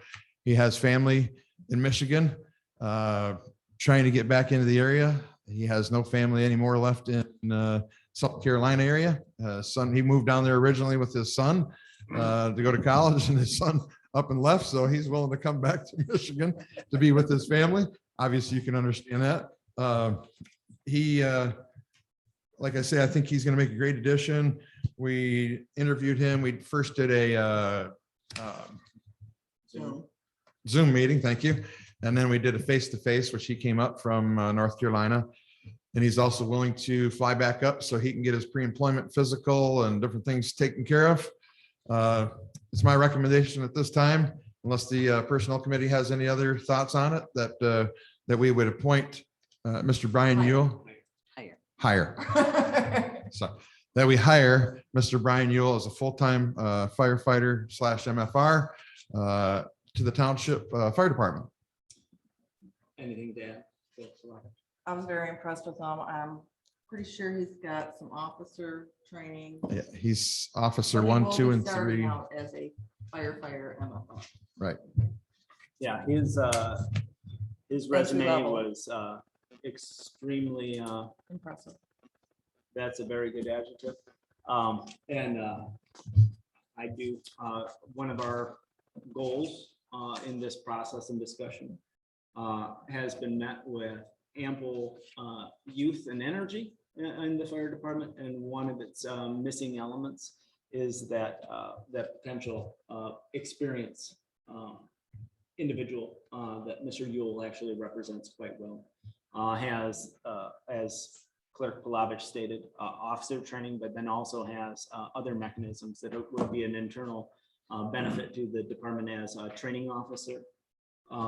And his skill sets would be a great addition to the township of fire department. So it would also be my recommendation to entertain. Is there a motion on the table? yet? I cannot make it, but if somebody would like to make a motion to move forward with a recommendation of Chief Hansen to bring Mr. Yule on as a firefighter, a MFR, that would be the Well, I have some motion. questions, but I don't know if it's appropriate unless there's a motion. I can. Well, make a- let's get it rolling. I'll make a motion to hire Brian Yule as firefighter MFR contingent on Pre-employment. pre-employment requirements being met. Support. So we have a motion and support on the table, trustee Reiner. Well, my question is not as to Mr. Yule, because he sounds great. My question is as to our ability to fund the position. I thought we were not going to hire any more full-time staff for now for the fire department until we took care of some funding issues for the department. So that's my hang up right now is how are we funding this? How is the budget going to look? How is the budget going to handle it between now and next fiscal year and thereafter? Chief Hansen, Supervisor Skibby and myself went through the fire department budget. Some of the budget adjustments you approved today are to make sure that we have enough funding in the, I don't even know, Proper GLs. in the proper GL. So we have enough to hire at least Mr. Yule through the fiscal. And then what? Then we have to go to the next year's planning budget. And that would bring us up to 5 What's shift the- employees that will Pardon me? help that reduce some of our overtime. 205. Trustee Paul. How are we doing with the plan? Well, I've got several things that I can talk to you about with the plan. I'm just not sure if it's my appropriate time, but I'd be glad to sit in the office. Yeah. Do you have a plan? But we have a motion on the Yeah, table right I'm now. just asking. Jess. Yep. I don't want to hear it. I just- Yeah, we're working So diligently on one of the that. things that made it, so right now, as Clerk Plavich stated, right now we are tiptoeing around that economic threshold in a viable funded position. As she's also stated, one of the amendments is to actually reduce both part-time, paid on call and full-time PPE and amend that to the salary position. And that maneuver, because if upon the sale, now that the board has approved the sale of the one ambulance, the millage language that afforded the equipment can also be used for PPE, which freed up those monies for the remainder of this fiscal. PPE, personal protective equipment.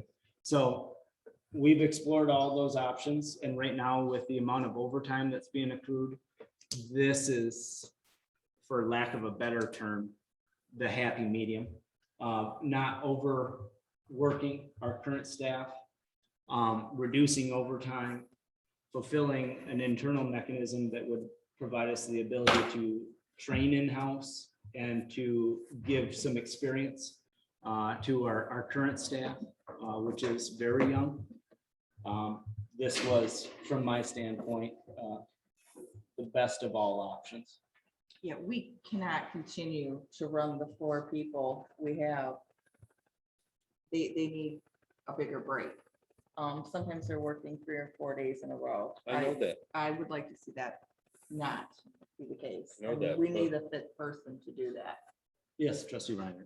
But the problem is that we have no plan in place for increasing the budget for the fire department. It doesn't come out of the general fund.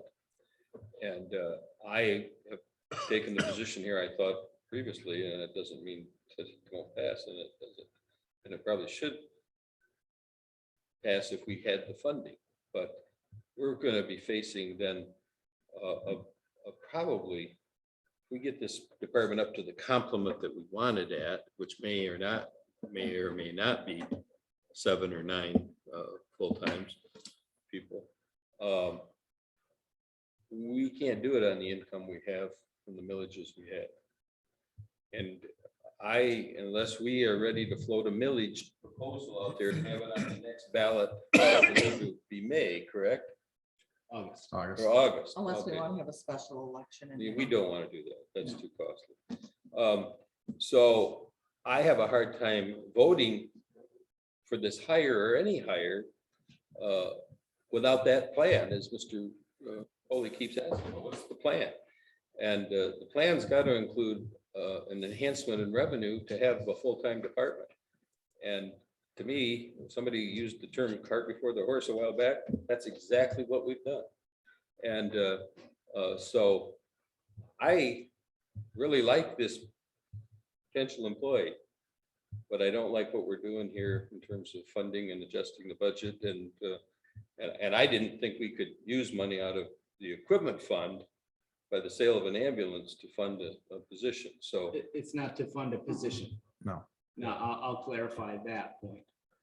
The adjustment took two GLs, the paid on call PPE and the full-time PPE funds. And that is going back to salary because those funds that were dictated in this ledger were not extrapolated from the equipment millage. It was under the operations millage. So those can be used for staffing. The reason that that flexibility was attained was by the amendment to transfer the funds. my fear is we're going to get to April 1st and we're not going to have the ability to keep the people we've got. And if there isn't a plan for how to be able to do that, we're going to have budget problems that some of us are not going to be able to abide with, I don't think. So I'm not convinced yet that we're ready to hire any more full-time people in that department. I'm sorry. And I realize that we're overtaxing what we have. But that should have been thought about several months ago. And apparently that was just glossed over, in my opinion. So that's where we're at. That's all I have. Additional comments?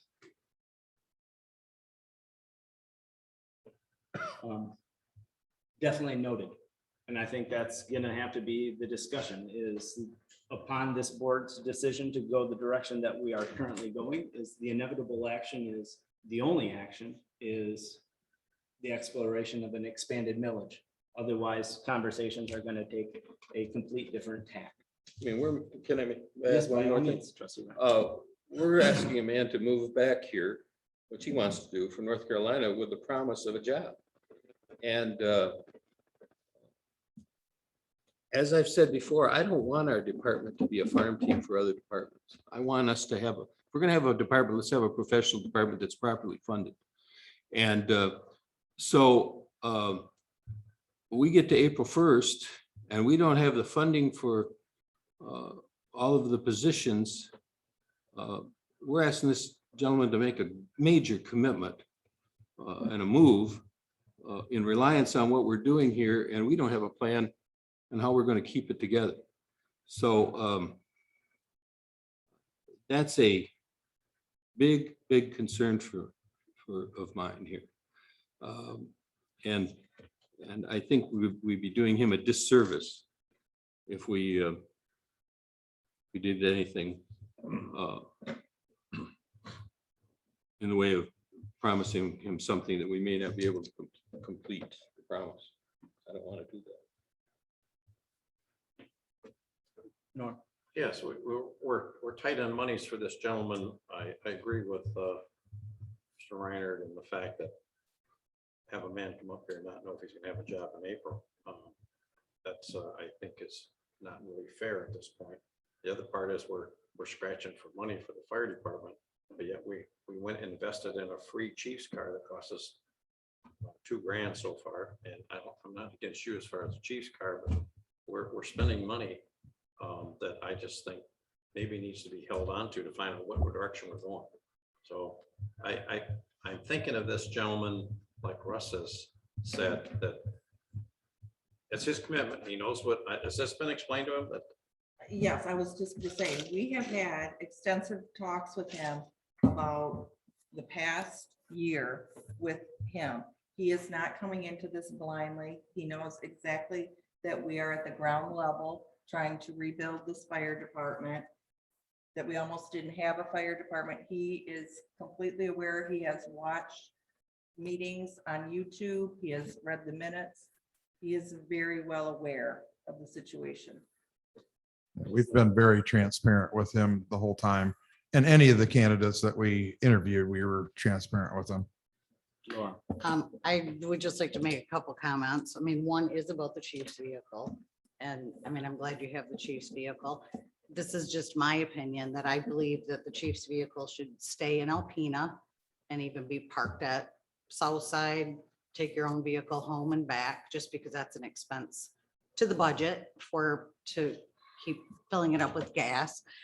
And I also feel that, you know, we absolutely have to get working on this, this millage language and start educating people.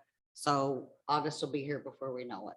And we really have to focus on, And August isn't our deadline to get something on the ballot. It's I think, April or. even so before that's, that. It's May. we're I think it's early yeah. May, somewhere in there. Yeah, Late we have to So- look at that. So Yeah. it's like all within upon 6 us. months. So we do have a motion and support on the table. Any further discussion? On that, roll call vote, please. Clerk Palovich, yes. Treasurer Ellery Summers. Yes. Trustee Reiner. No. Trustee Polly. No. Trustee Lappin. Yes. Supervisor Skibby. Yes. Motion passed. Moving forward, you might as well wrap up your department report, Chief. Okay. As I was saying, when I was stepped out of line there, when I first started talking about the paid on calls, we had a couple resignations.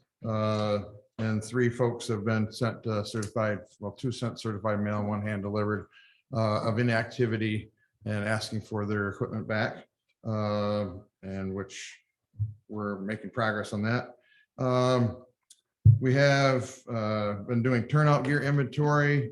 I don't know how much you guys want me, I'm just gonna just quickly touch on these things. If you have any questions after the meeting, you're certainly welcome. My door is always open.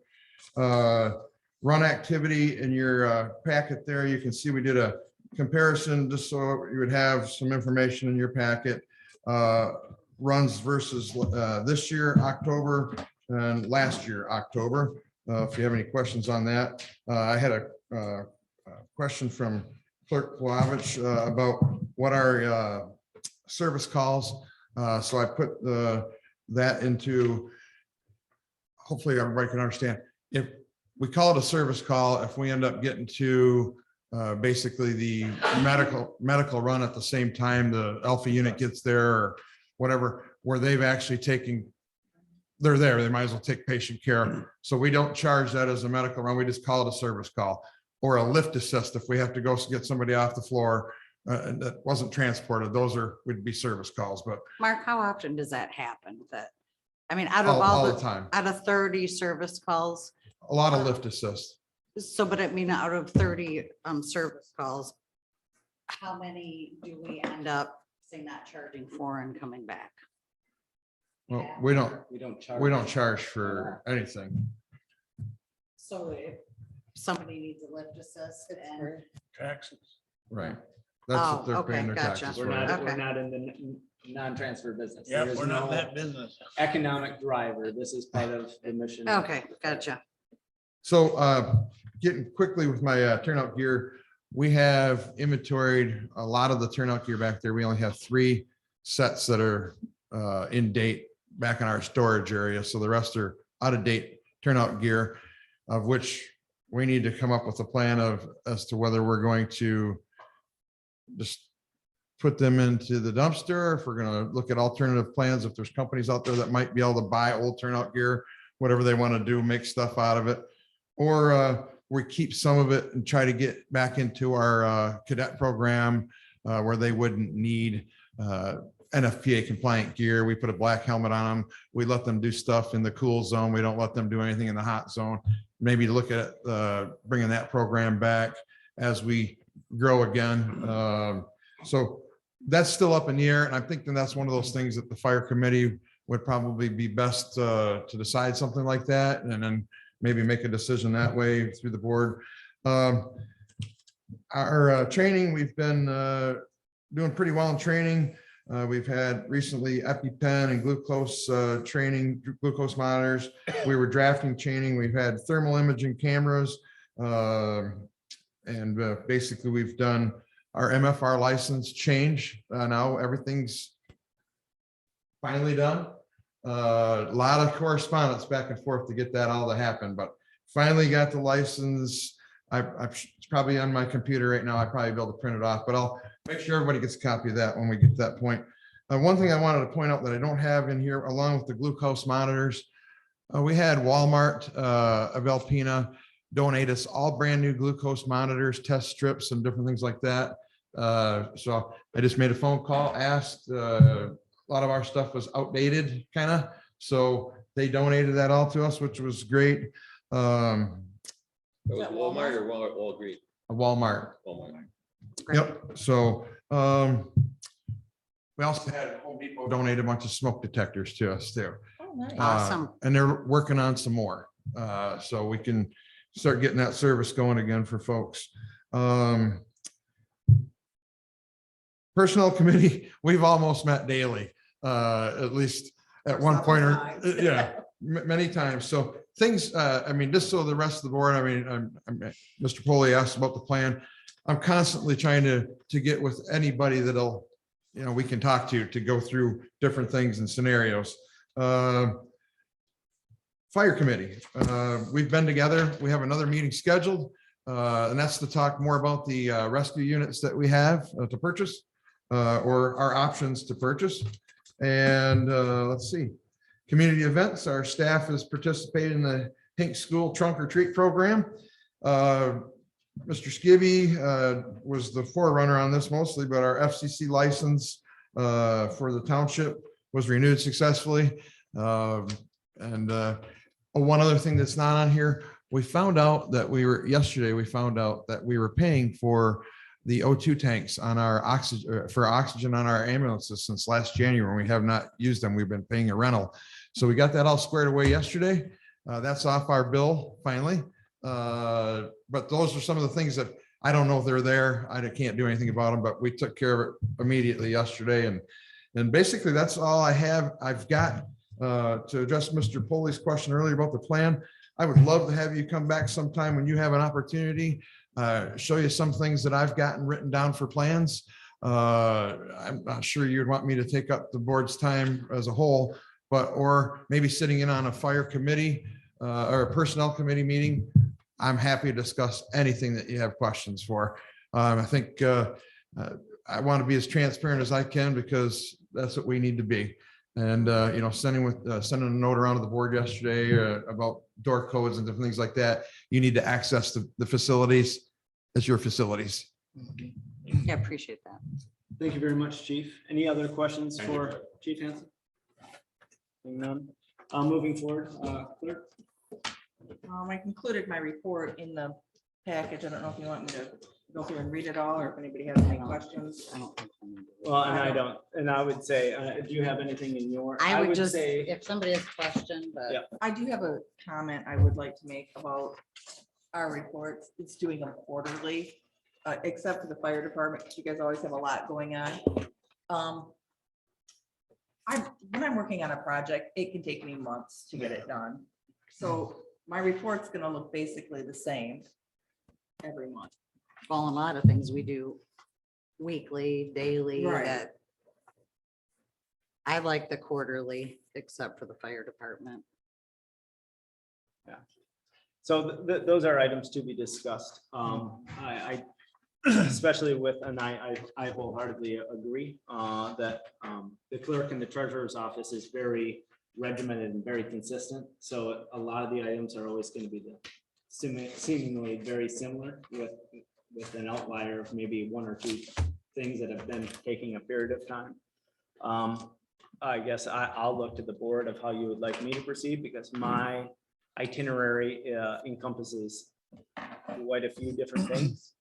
So if you'd like me to continue to do a monthly report, I have no issue with it. Obviously, if it's quarterly, it's gonna be into a second or a third page, which I have no issues with, but trustee Paul.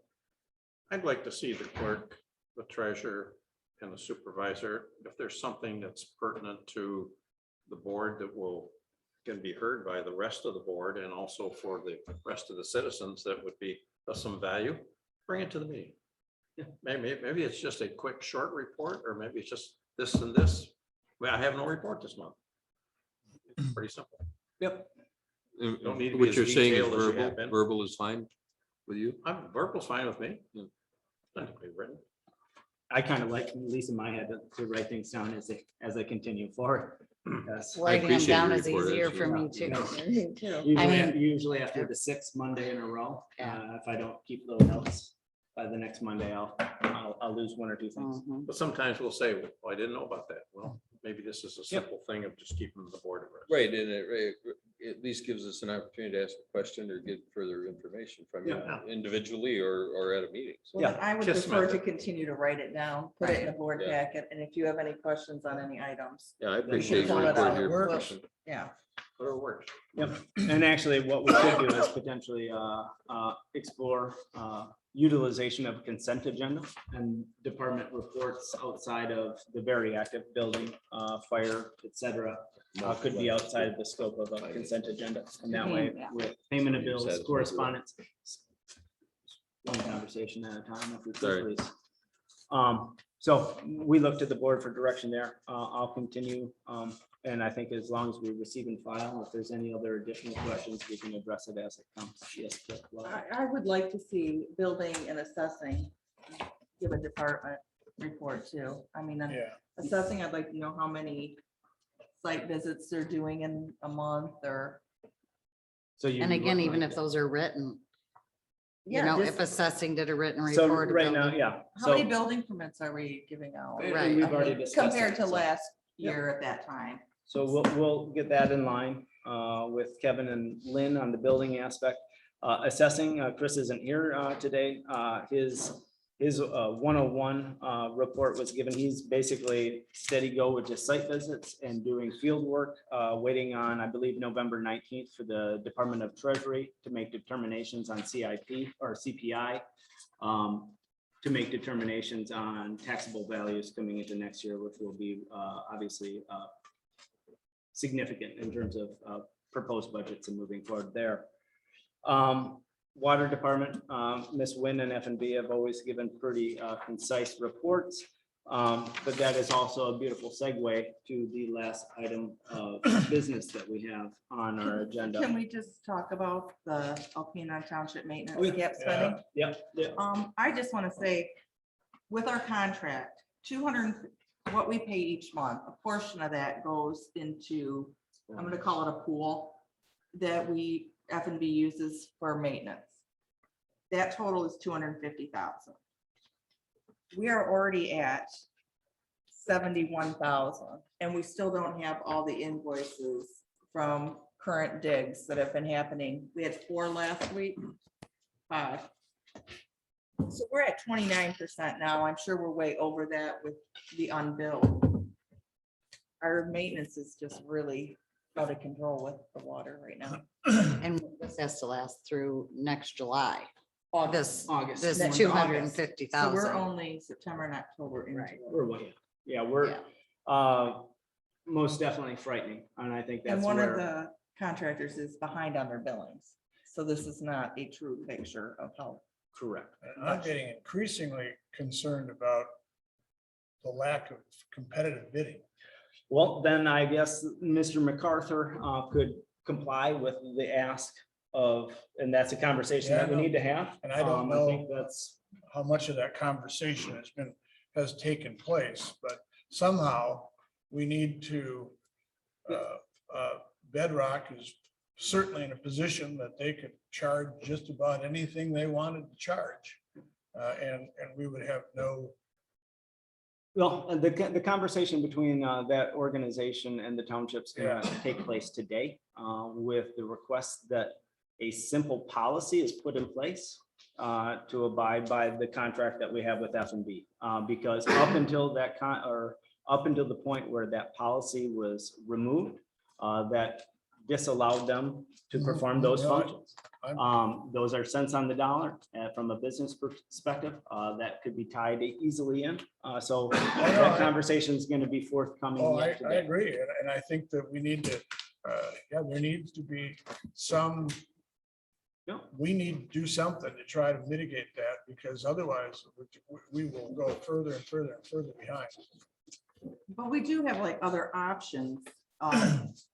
We could buy the equipment and do our own digs.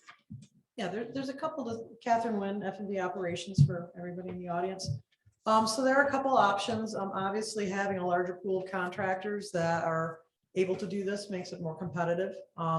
There's also been some changes, and Mr. Skibby can speak to this in regard to the road commission and some of the standards that they've imposed in regard to restoration that are in excess of what has been required in the past. I can't speak to whether they're, needed or unneeded because I'm not a road construction engineer, but has added additional costs, especially for road bed and ditch line restoration that we've complied with and compaction and density testing. Additionally, that we have discussed internally, the option F&B does have staff members, not necessarily on site in Alpena, but staff members that are proficient in excavating that could provide training to the on-site staff if the equipment were available to perform some of these functions internally. Obviously, depending on what equipment would be purchased by the township, what the limitations would be in order to do that. There may still be some that need to be contracted out, especially on if there were sewer activities, because those lines tend to be deeper, and so larger equipment is needed.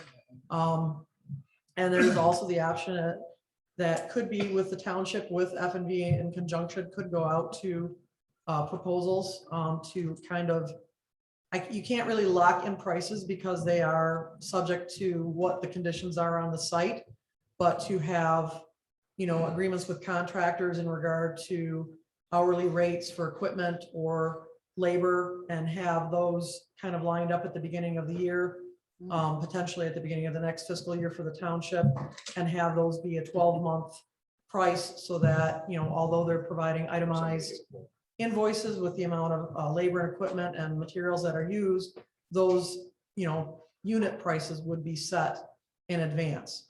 So there are a lot of options. The thing that I will say, two things. One, Kirk Palovich is correct. We have another 10 months to go, and we are way above what was anticipated. And the other thing is that as this progresses, there is no end in sight. The township's infrastructure, not in regard to the water mains themselves, but into the materials and construction of the water service leads, are at a point where failures are going to be occurring on a routine basis. We had 4 repairs during the week last week, and an emergency that occurred over the weekend where a resident had 0 water pressure. And obviously we can't leave someone with that for days at a time. And we were able to have a contractor come in and perform that repair on a Sunday, so that that family could be restored to having water service. We don't want to leave people in those kind of conditions. So, we have also discussed with the township, looking at coordinating with the road commission or MDOT as road projects are coming up, to do what was done on Myers Road last year, which is that road project is going to go forward to take that opportunity to reconstruct all the water services and wipe out, one section that could be a potential problem, and get that done in a cost-effective, economy of scale type manner. So there's a lot of different things that we're working with on the township end, and so any suggestions are welcome. Yeah, so I think that will kind of go into sitting down, as I've already requested all of department heads to bring forward their projected budget, proposed budget in a very rough draft form. As we move forward, I think there will be several different scenarios when we look at those numbers. In the water department, being an enterprise fund, has a little bit more flexibility than a tax derived funds, and how to properly navigate, because the sad reality is the vast majority of our infrastructure was put in the same time period between 77 and 81. and use, as Ms. Wynn stated, what we now know. And shortly after all those purchases were made, is that they bought faulty equipment and materials. The blue poly CTS line is where we're finding 99.3% of all of our issues. And there really, it's a potential big thing on our horizon. That it's, We know it. especially with our our high water levels last year, those have been residing, but that allows for a lot more lateral shift subsurface. And so the structural integrity of that line is fragile or fragile to begin with. And we're coming to the holidays. Fragile. So it's going to be several scenarios.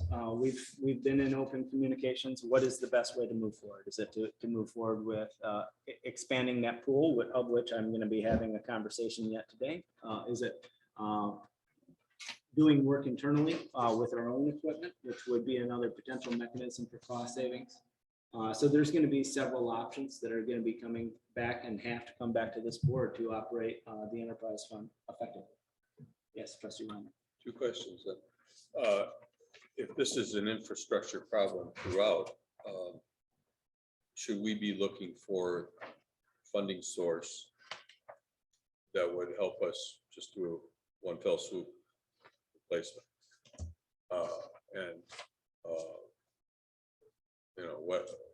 Should we get a cost estimate on that and then try to get a grant or something for that? Or is that an appropriate place for CARES Act funding? So, those are things that we, Well, that's not where I would like to put it, but yeah. Well, but to that's a system we've already got. to those two proposed topics, the latter being the ARPA monies, the GLF RF monies at $915,536. That might take care of one or two small neighborhoods. It's a drop in the bucket in terms of what kind of costs. It would still be a solid play to make care of maybe one zone and alleviate that. But that's going to be that ongoing conversation. We have years to make the decision of how to utilize those funds to the best and suitable purpose for the township. I guess part of my consideration, and not that it's an off topic, would be we have only 30% of our population is served by our current infrastructure. So is that the best way to utilize those funds when it doesn't have a direct positive impact to everyone?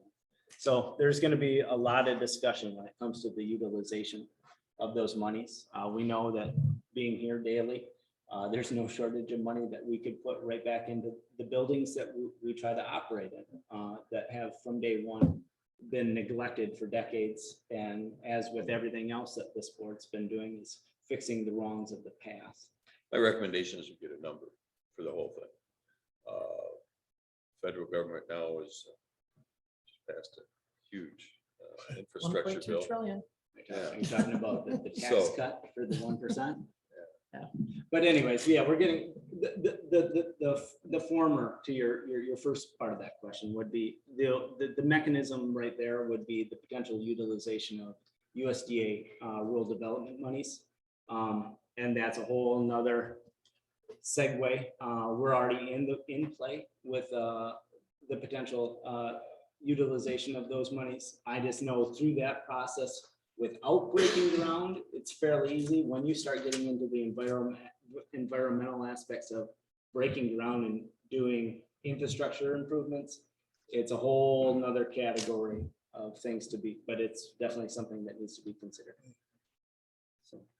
Yeah, and so that's the thing is, as Trustee Reinhardt brought out, the federal government did pass an infrastructure act. Some of that will be trickling down to the state level. What that will look like at the state level on either the water or sewer side may make grant opportunities available in the future.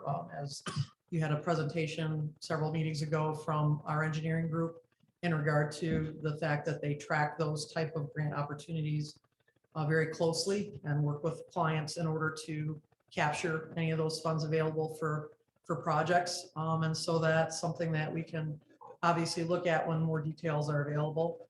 Unfortunately, and the fact is, you have broken service lines that are plastic. You don't have lead service lines, and based on recent history, we know that that's where the focus is going to be on, any infrastructure funds from the state at this time is replacing lead service lines in disadvantaged communities. Most definitely. Any other questions for Ms. Wynn? Thank you very much. You want me to stay up here for the next item? Well, why not? I wouldn't want you to get too comfortable in those uncomfortable chairs. Yes, the next item of actionable business is the asset inventories, sanitary sewer collection system and water distribution system. This is an expansion of the project that trustee Lappin and I worked to with F&B Engineering. And then this is the result of that expansion is the scope of services and the affiliated costs. This would also, upon completion of this aspect, alleviate one of our findings that we've had in terms of our inventory of assets for the audit. So this would be a win-win. So the only way to know how to fix where we're at is to know what we have and make proper plans of how to fix it. But Ms. Wynn, would you like to describe? Yeah, so basically this is an asset inventory. This is going to be addressing how many miles of pipe or feet of pipe and what materials are made of, when they were installed. And then based on that information to put that all together for the board and for use for fund, a mechanism for going forward with project plans on future projects. And also to respond to the audit finding of not having an up-to-date asset inventory. As infrastructure funds become available, this would be a foundation also for moving forward with the complete distribution system material inventory that's going to be required. That's an EGLE requirement by 2025. And then also potentially launching some advanced mapping functions in the future. Things that would allow us to plot out where service line breaks have been repaired, and also potentially to kind of trend that and see if the township does go forward and decide to move forward with a zoned project, where those hot zones are, maybe where they're seeing the highest percentage of breaks. Because right now we don't have a good ability to do that, and it would be helpful for that type of planning as well. So at this point in time, I would entertain a motion to move forward with the proposal that has been submitted to the tune of $3,990 to come out of GL 592-100-801-000 professional and contractual services. I'll make that motion. We have a motion on the table. Is there support? Also, Support by trustee Reinhardt. Further discussion? so that I think you just answered my question. So that doesn't come out of the general fund, that comes out of the water fund. Right. budget. That is correct. Yep, 801 is professional and contractual, so 592-100-801-000. I want to just clarify a couple of items, or at least one item. This is going to be conducted by your engineering department for the prices stated. Yes. And then under the scope of services, item 1, all the drawings and files that we will have that will ultimately make our that deficiency in our accounting squared. The software information, is that owned by the township? Is that our software? Which So what you're under number 1, collect and review existing available information, including drawings, GIS, exporting files, sharing files, etc. Those are that's our stuff. We will own this document. Yeah, you own them now. And Yeah. so that's what they are going to be doing is that they're going to be basically mining the information available to put together the asset inventory. Okay. And then at this point in time, so those are record drawings. The township does have those in hard copy as well as electronically. For the most part, we do find occasional exceptions where we don't have those. C2A has provided those in the past, Wade Trim as well. And then also the Silversmith That is the current GIS mapping program. It's kind of like a scaled back mapping program that was undertaken by the township some time ago. And so those files would also be available for the engineers to use to kind of generate this asset inventory. Like I said, this is an inventory in regard to feet of pipe, the size of pipe, the material of pipe, the date of installation, the number of hydrants, the number of valves on the water side. Sewer pipe is a little more straightforward as far as just size and material, et cetera. They're already doing the asset inventory on the lift stations. And so that is a more comprehensive there because they're going to be doing more of a condition assessment, where this is basically more of an accounting activity to tell you exactly what you have and have Right. an accurate. Yeah, okay, that's understood. But, and then as we expand or change the system somehow, then that would dump into this Yes. file so that we have that as a permanent record and it is owned by the Charter Township of Alpena. Yes, Okay. yes. And so as the system is expanded, the other part of this, at least on the drinking water side, is the township is required to have a reliability study every 5 years. And that includes an up-to-date asset inventory and general plan. So that would be something that would be incorporated on that side. We're hoping that some funding will become available on the sewer side from the state to do a more comprehensive asset management plan overall for the sewer collection system, manholes, pipe in the ground, et cetera, cleaning, televising, and getting a more true cost of what that looks like going forward as far as a capital plan. Oh, okay, so that, this does not include that. That does not include the asset management portion of it, just the inventory. And the So they're not doing a inventory would condi- actually satisfy our audit. Yeah, no, There's not a condition, is there's not a that's condition great. assessment. Yeah, there's not a condition assessment component in this add-on, this 3990. Yes, that add-on does not include a condition assessment like it does in the lift stations, where they're actually doing a condition assessment and generating a capital plan from that. So this is a much more low-level action in regard to the remainder of the system. Are we required within the accounting deficiency? What we're doing with this satisfies that, but it still doesn't give us a true picture of what we have in terms of. No, it'll tell us what we have. The condition assessment is the missing part. I mean, you can actually look at whether it's as AC or asbestos concrete or the type of material, given the hydrology and the soil types, you can kind of extrapolate depreciation or the like, if you will. It's not as fine. That's so All right. we're at least gonna. Yeah, no, we're Yeah. getting there.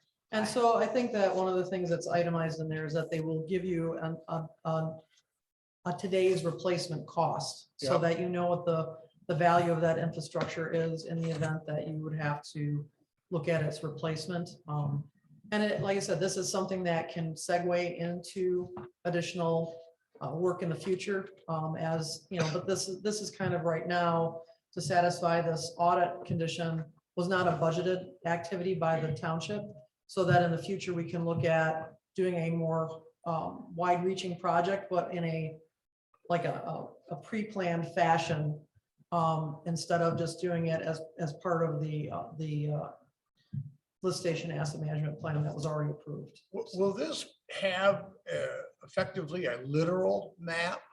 So like a blue line represents a sewer and a red line represents the water line or something to that effect? Yeah, I mean, all of this will be put together in regard to, as far as the inventory.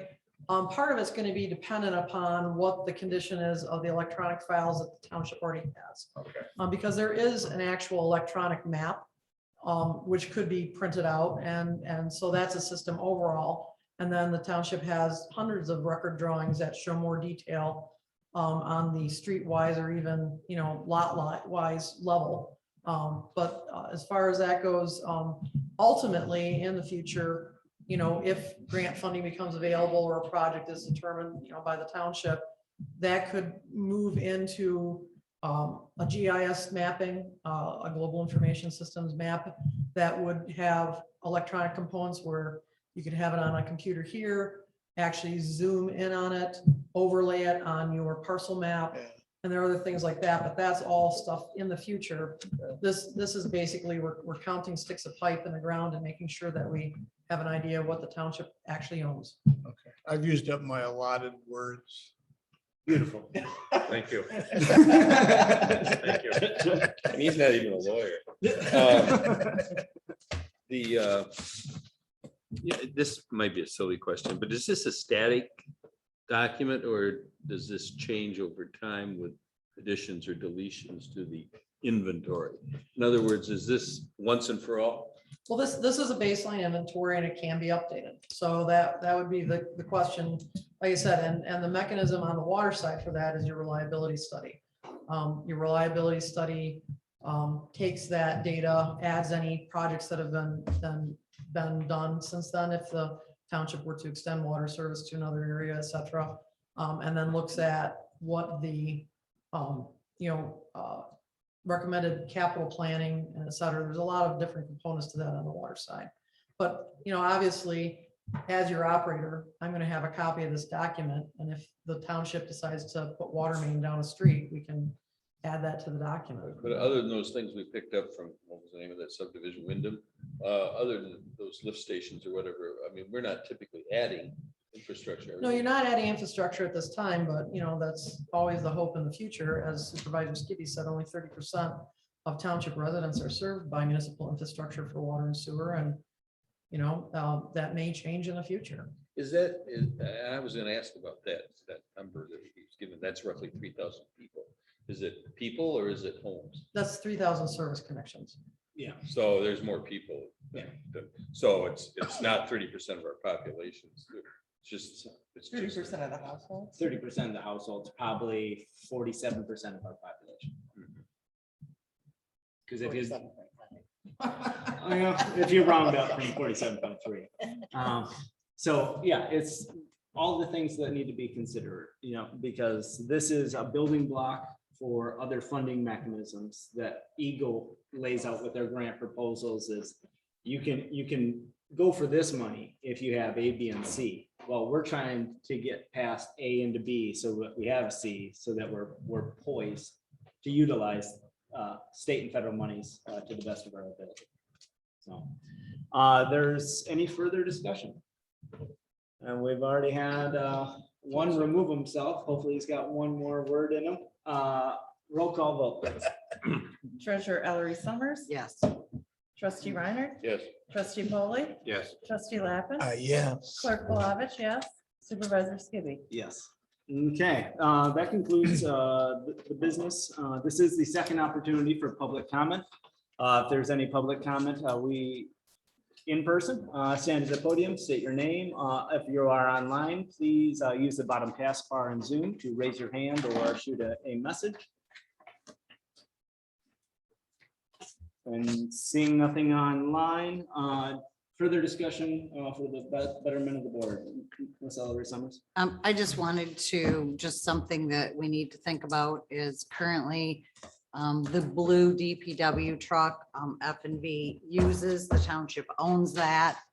I think we should consider either, possibly selling it to F&V or keeping it for our maintenance person or whatever. We just need to think about that and do something with it because. We sold a vehicle to them a while back. Yes, you sold the van. Correct, but, right, but we own the blue truck and one of They their use it? employees uses it, yeah.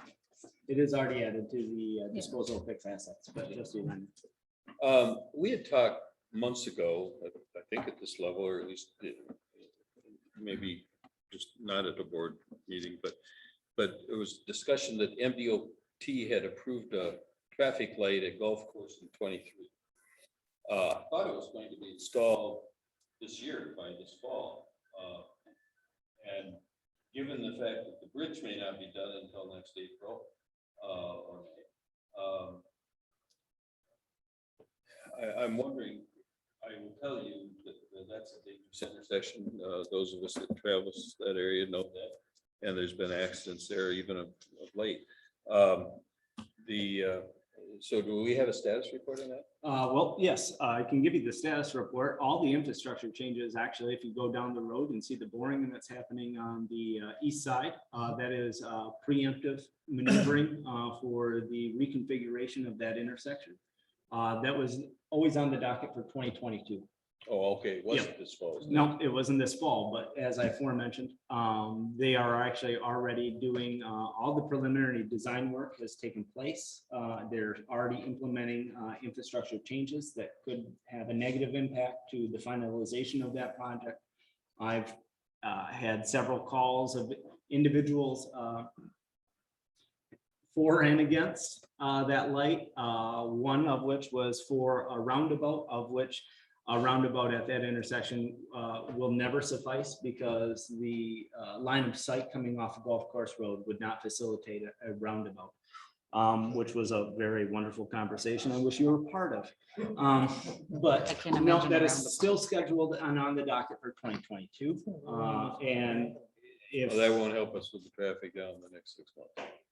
well, you know what? That's better than what we had. We didn't have It's- a light.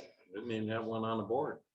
Right, I mean. Yeah, that was no, a year so ago. hopefully the stars get aligned on Bagley. I think our community has seen what positive and negative impacts traffic diversions of that scale can have between the hours of 11:12 a.m., 1:12 p.m., and then from 3:30 on to basically either hop in a boat and get to the south side of Alpena, which you could probably do quicker from Rockport to the harbor than you could waiting on 23 North.